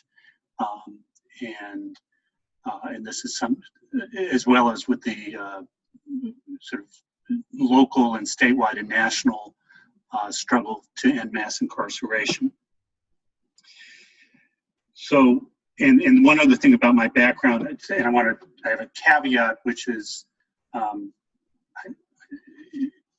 am not speaking on behalf of my boss in the New York State Legislature, but I do want to mention that my knowledge and experience and the scope of my understanding of these issues has been enhanced in the past 2 years as I've been counsel and legislative director for New York State Senator Julia Salazar, who some of you may know is one of the most progressive, activist-oriented, grassroots-oriented legislators in New York, and who's been, among other things, really in the lead on issues relating to the criminal legal system, ending mass incarceration, and so forth. And so in that capacity, that's given me some insight into how things actually work in the New York State Legislature, which, if people have experience there, it's a pretty strange place, to say the least.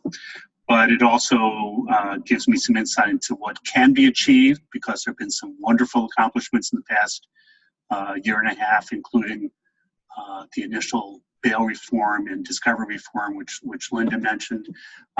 But then, of course, bail reform and discovery reform were rolled back this year for no good reason other than the power of the law enforcement community. So, we win some, we take some steps back, and we just have to keep going. So the first legal case I was involved with that related to police brutality was my final year of law school in Boston. A black youth named Levi Hart was murdered by a Boston police officer in an egregious an improper use of deadly force. And I was able to work out the opportunity to have an internship with the lawyer who was representing Levi Hart's family. So I was involved in that litigation, which really got me going to some extent in this area of law. So here's my view, and I guess I want to be very clear about where I'm coming from, and all of that background is really just to say that when I express my viewpoint, it is based on really quite a lot of experience in the criminal legal system and in trying to achieve police accountability and responsibility. And I've come to view that, that really what is necessary is to have an abolitionist viewpoint in regard to the prison system and our system of law enforcement. And what I mean by that, and I'll start with the prison system, is I don't think we need to have prisons, period. And prisons serve no benefit. They do not protect public safety. They cause enormous harm to individuals, to families, to communities, and to the very way that we perceive our society. Again, I'll reference Angela Davis and paraphrase that what prisons do is they take problems and move the problems, I don't mean people as problems, but social problems, and make them disappear by placing the social problems somewhere else. And so that the rest of society can think that an issue or a problem has been addressed when in fact it has not. All that's happened is that someone has been placed in a situation that causes harm, that is detrimental to their physical and mental health, and that causes family separation, family deprivation.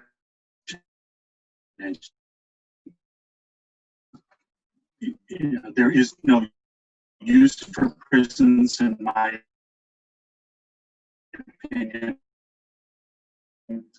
And I have to say that every time I say that, when I've said that when I've been a guest,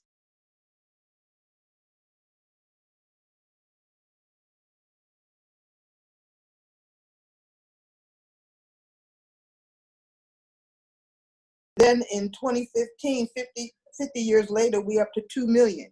We had in 1975, 7.4 billion in the budget and spending in criminal justice. Now in 2015, we're at 87.5 billion, 1,000 times more than where we were in 1975. In 1980, we had to 1980 to 2017, the number of women that are incarcerated has grown to 750%. And the majority in all of these statistics are Black and brown people. So we have to, I think, educate people about the plan, the plan that started in 1968 that got us to where we are in terms of the criminal justice system. The harming of Black bodies is part of the heritage of this country, and we have to deal with that also. And I think that education is key. I think that the way our public school system, private school systems educates our students about American history and what we stand for leaves out that in American history is the harming of Black and brown bodies. And that is woven into the systems that we have in this country. And until we start to educate our children differently, I think we're going to continue to have things that we have. People that have the resistance to the change, people that think that it's just them and not us, people who think that this is just a few bad actors or a few bad apples, when we really know that this is woven into the fiber of our nation. In terms of prison reform, locally, or criminal justice reform locally, my co-host on, I have 2 WGXC radio programs, and my 2-hour talk show twice a month with Alan Scarrett, the former chair of the NAACP, and Randall Martin, who is the Hudson Democrat commissioner. he and I were having a conversation, and he brought up a suggestion. I don't know, with police contracts and all of those other things, people who deal with that can know better how we can get around that. But if we have police officers who are causing harm and hurt to people, that instead of the taxpayers absorbing the burden when these lawsuits are filed and won, that it should come out of those police officers' pensions. It should somehow affect their pensions. It should come out of the police department's budget. That if police chiefs are informing their staff that they are not going to tolerate the mistreatment, the abuse of the badge, or the mistreatment of the public, because it's going to affect their bottom line in their departments, that we might see some action and some traction. So, time is short. I could talk about experiences that I've had in Hudson and in Columbia County. But one thing before I do close out, I want to say to Mayor Kamal, Reverend Dr. King, when he wrote his letter from the Birmingham jail, he wrote it to the clergy. And there were clergy that were saying to him, why are you here in Alabama? So when I listened to you talking about people asking you, why were you in Kinderhook? It just, reminded me of that whole experience. You have engaged in good trouble, necessary trouble. And it means it's going to be some trouble. But, his response to them was that, this is injustice that's going on, and injustice anywhere is injustice everywhere. So that gives you the license to be there. That gives me the license to be here today and to talk with all of you. Angela Davis in 1998, when you talk about, listening back then, she was one of the ones, along with Eric Schlosser, I think, who coined the phrase prison industrial complex. We do have an industry.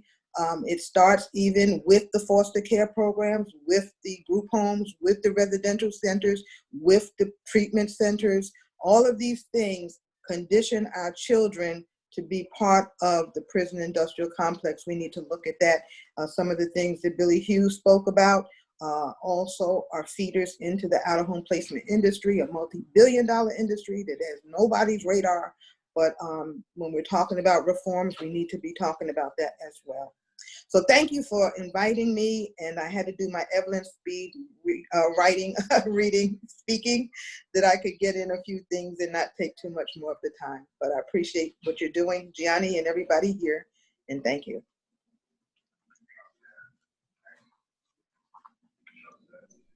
Okay, I was not a very good policeman, so it went a little long.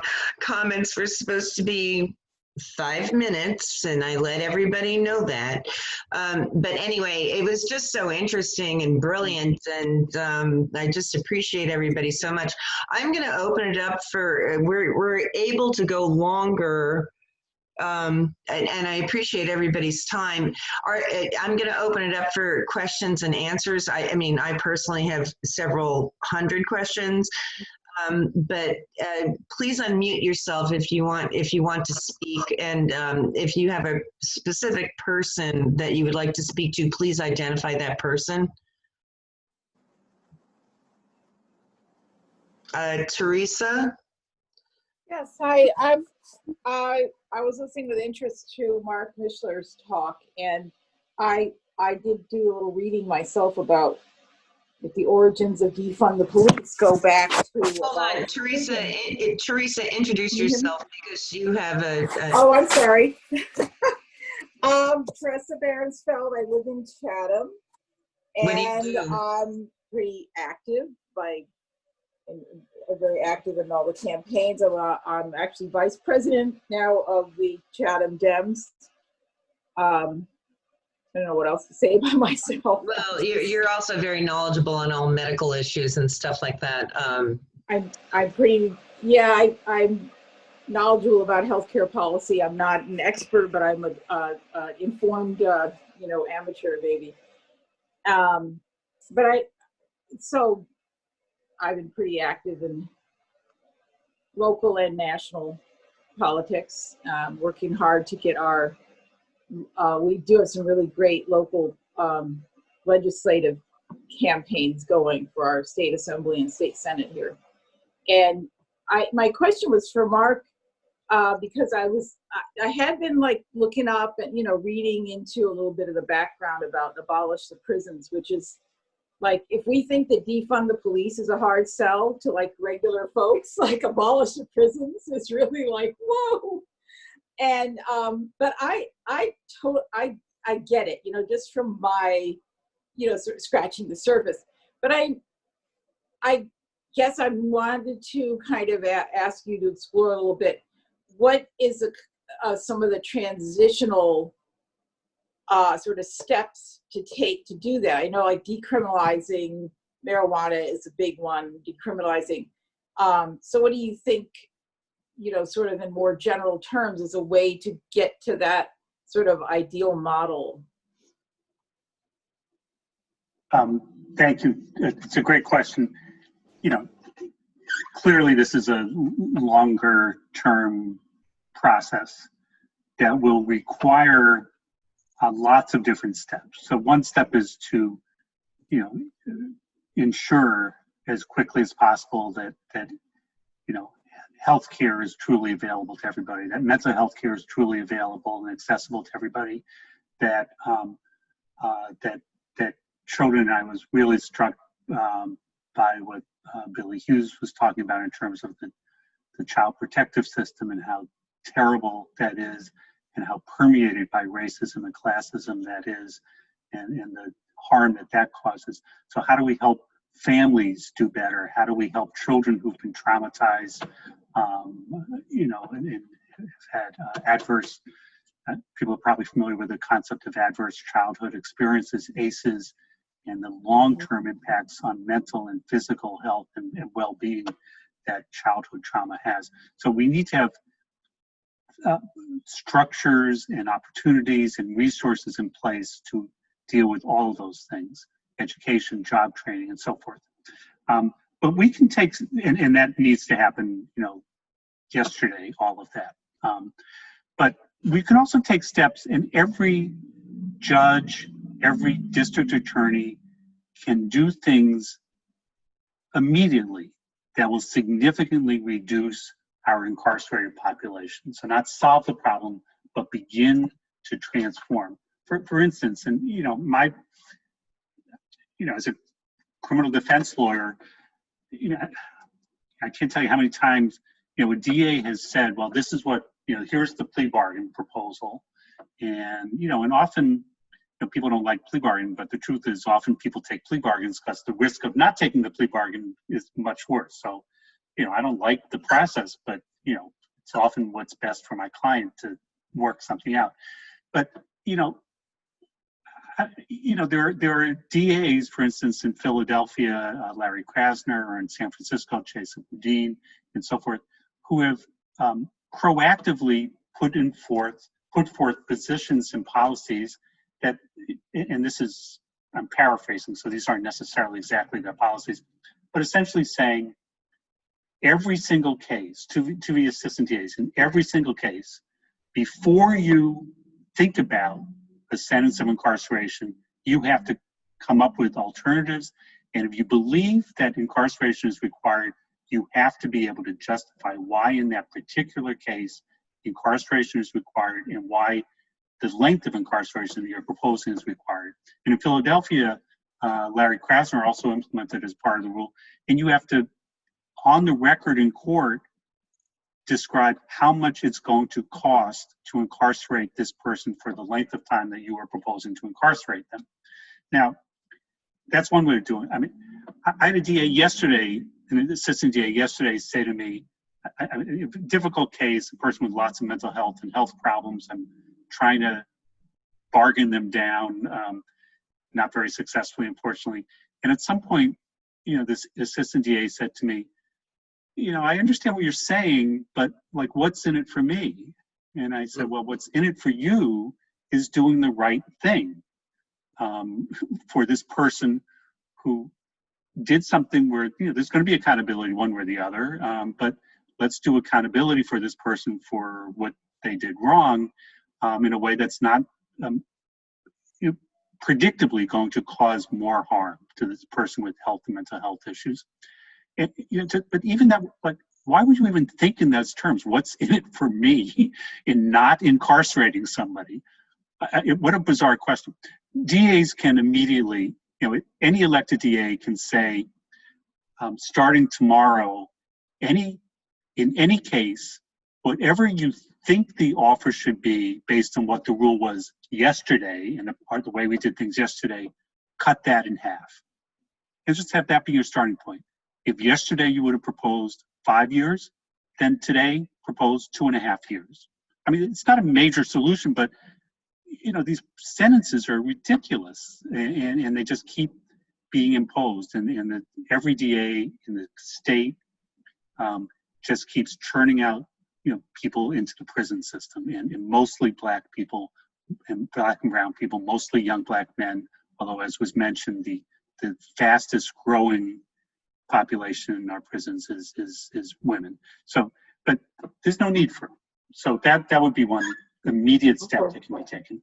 Yeah, that's great. I was going to also add with my introduction, I'm an elder at my church and working hard to further, Black Lives Matter in the all-white church I'm in now. It's not always all white, but it is at the moment. And I think vis-a-vis social justice, that really more churches really have to step up, especially all white churches, and especially addressing things like mass incarceration. So that's another thing I will add, that they should, churches were a big part of civil rights movement in the 60s and should be really stepping up more now and joining in with lawyers and so forth. So I'll be quiet now. That was a part of my presentation that I skipped over in my haste. But bringing up a Martin Luther King letter to from the Birmingham jail was a call to the clergy to be more actively involved. And, we have worked with the clergy in terms of God Belong in our county to even just bring people together and know each other and work together. But what coronavirus did and the other storm factors with the social justice issues is that we saw the divide in the church once again. People who, have their biases against, who stand for Blue Lives Matter and, All Lives Matter, don't want to take up Black Lives Matter. People who feel that Trump is the second coming of Jesus. And, so it showed another wedge, but you're absolutely right. The church, and that's the work that we are doing, to get more church leaders, more faith leaders involved in even having conversations among ourselves and looking at even what our scriptural mandates are about justice, about justice. So thank you for giving me an opportunity to get that in. I have something I'd like to mention, and any of our brilliant speakers can address this if they like. There are no blue people. There are no blue people. You put that on in the morning, one leg at a time.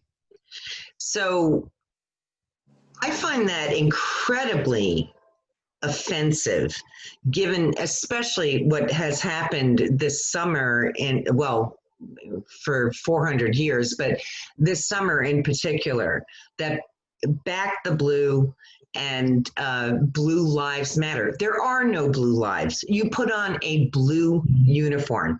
Any one of you who are obviously very involved in all these issues can speak to that, but I personally have a major issue with that.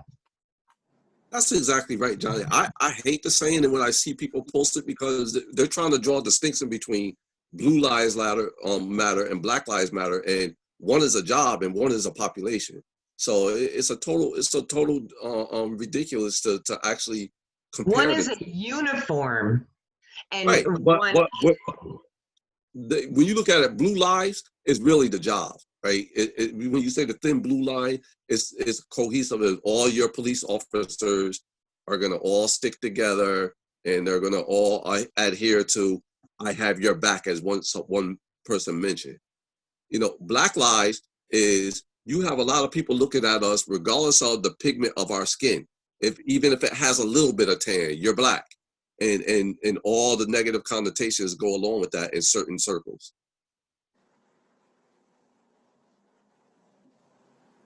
Hello, can everyone hear me? Yes. Can now. I'm Kimberly Irwin, and I've written a book on race and ethnicity for children, and I'm also writing one now for older people, adults. And one of my one of the sections I have is terminology. I don't include Blue Lives Matter because, like you're saying, it's not really a membership of humanity. It's a job. It's a position one holds. But I personally don't take it as an offense because I recognize it's a distraction. And it's one of those things where if you don't have anything to say on the issue of Black Lives Matter, then you just conjure up another image. And this is, of course, being a police officer and how their lives matter.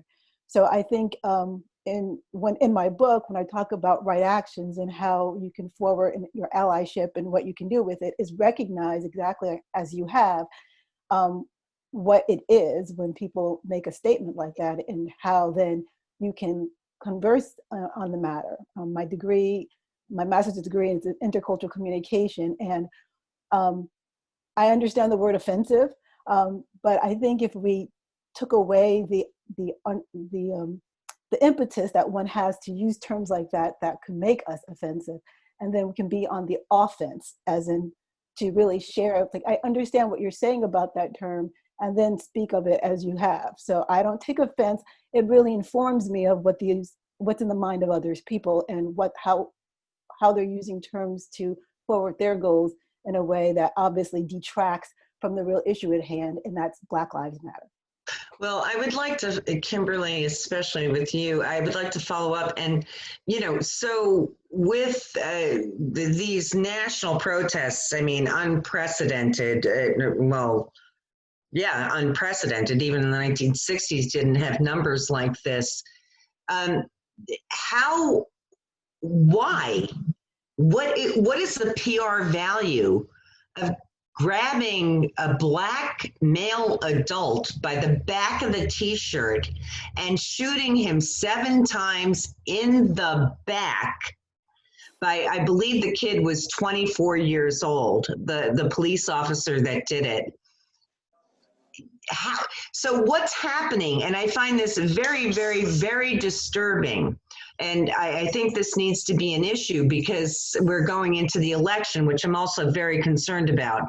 But so with all of this exposure, I mean, finally, because we do have these phones and we can take these videos or whatever, how somebody feels entitled to do that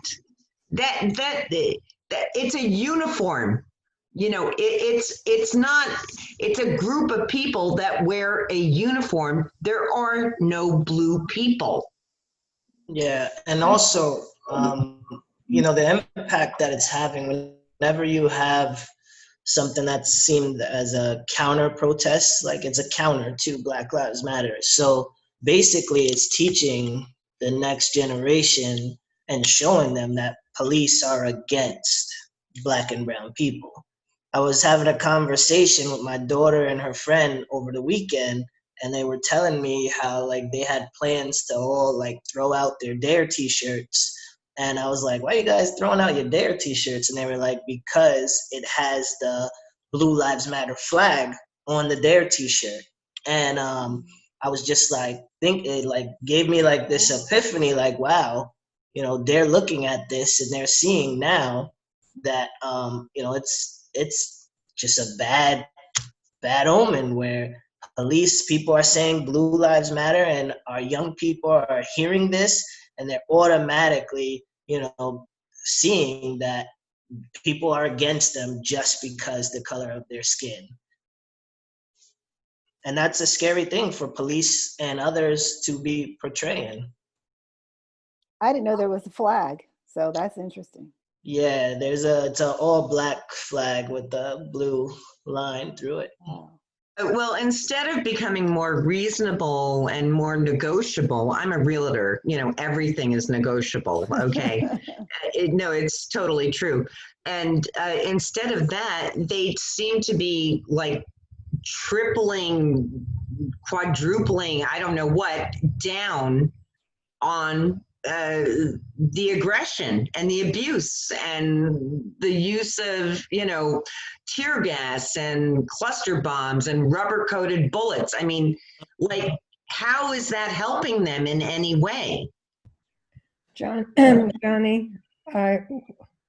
I would just like to add something. Teresa made the very good point in the chat that the chief perpetrator of the crime in Kinderhook was the organizer and leader of the Back the Blue March in Kinderhook, which was scheduled at exactly the same time as the Black Lives Matter protest rally.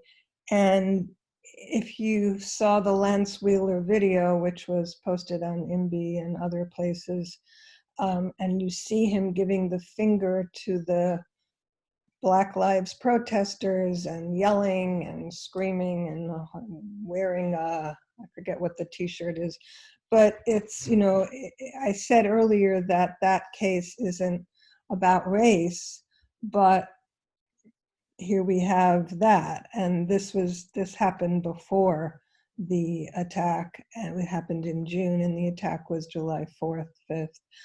So this culture, this culture that I talked about among the police, and their supporters, there's a real racist element there, and it needs to be acknowledged and dealt with.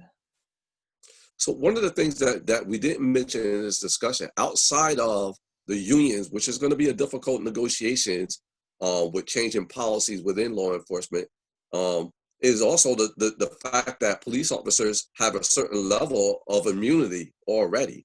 When they're carrying a gun, they have a certain level of immunity. So this is why they're able to use some of their judgment when they actually use their weapon for deadly force.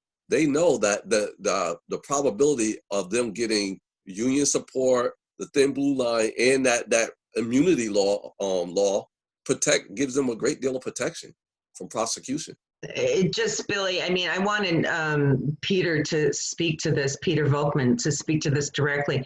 There is a repeal, but it's conditional of 50A, which is that immunity clause that you're talking about. Mm-hmm. But the other thing that did not come up in this conversation, which I think I gave to, I don't remember whom, there's no protection whatsoever in police forces for whistleblower immunity. None. That's for real. Okay, in anywhere in the country that I know of. So, I mean, I meant to bring that, actually, I thought one of the speakers was going to bring it up. But so that's like a real thing. And cops get killed by other cops, all right? I mean, Serpico is like a perfect example. And what he refers to cops as tax collectors with guns. That's what he calls cops. So I completely agree with you. But 50A was repealed in New York State. It's Gianni, could I just jump in just for a second? So the repeal of 50A does not deal with immunity. 50A is a completely different thing that deals with the secrecy of police disciplinary records. And so 50A was repealed. It is, there are some glitches that might need to be revisited next year, I think, to really make it as complete a repeal as it was intended to be. But it was a really monumental achievement this year in the state. But qualified immunity, which I think is what Billy was talking about, is a federal law concept that does in fact present incredible barriers and obstacles to people holding police officers accountable for unlawful conduct. Representative Ayanna Pressley has a bill in Congress to wipe out the doctrine of qualified immunity on the federal level. It's not a principle under New York state law, but it informs what happens under New York state law as well.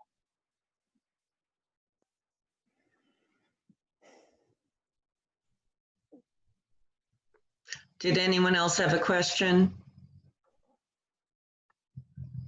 I think we're done, Johnny. It's almost 4 o'clock. Okay, you guys are brilliant. This should have been an all-day seminar. We're very good at producing these events, but with COVID, this is what it is. But I just want to thank everybody, and I will definitely go back and listen to this in detail and take notes. It's hard to do that if you're hosting, but I just absolutely thank you. Thank you. Can I ask if this is going to be sent around or published in any way? It's recorded. We recorded the whole thing. Yes, Enid. Yes, I'm looking at the little red button. So all of this is. I hope there might have been a glitch, but I hope most of it. Oh, Enid, don't say that. We had so many problems. We were supposed to Facebook. We had 70 people signed up. Let's just. I will. We will send it to all the speakers if we can, if we have it. And I'm going to also try to post it on Imby if it's doable. I don't know. Could you save the chat? Never done that before, but I'll try. Sorry. I can help. How do we save the chat? Because I haven't been able to read it. There should be a way. I'm looking at it. I usually will chat. see it, but maybe as a member, I'm not. Maybe because I'm not the host. I'm sorry, Kimberly, what did you say? You should be able to I just said I can help if you'd like to. Oh, great. Can you put your email address in the chat? Sure. Send us, you have our email, send Just us. send me an email, enid@imby.com, enid@imby.com. Okay. And Kimberly, do you have my email? It's just johnny.ortiz61@gmail.com. Oh God, it's got to be quick with that, huh? I don't have anything to write it. I can send her your email, Johnny. Thank you, Kim. I want the chat also. I didn't get to read any of it, and it was like very. So anyway, I saved the chat, Johnny. It's saved. You guys are good. Yeah, you guys are amazing. This was incredible, and it should have been a full day seminar, but we do what we can. So anyway, Can I just say that there's going to be the Columbia County Women Alliance is going to have a forum on Monday evening. Betsy Kratt will be one of the speakers, Brittany Vogel, and Assemblywoman Dee Dee Barrett as well. Lieutenant Governor Kathleen Hochul, U.S. Senator Kirsten Gillibrand, Assembly Member Carmen De La Rosa will be moderator, and the RSVP address is ccwomensalliance@gmail.com. ccwomensalliance@gmail.com for the Zoom credentials. That'll be Monday evening at 7:30. thank you, Kim. Thank you. Okay, I'm going to end the call now. Thank you, everybody. Love you guys. Thank you. Thank you. Good to see you all. Yep. Thank you. Bye-bye. Thank you all. Johnny. Ugh.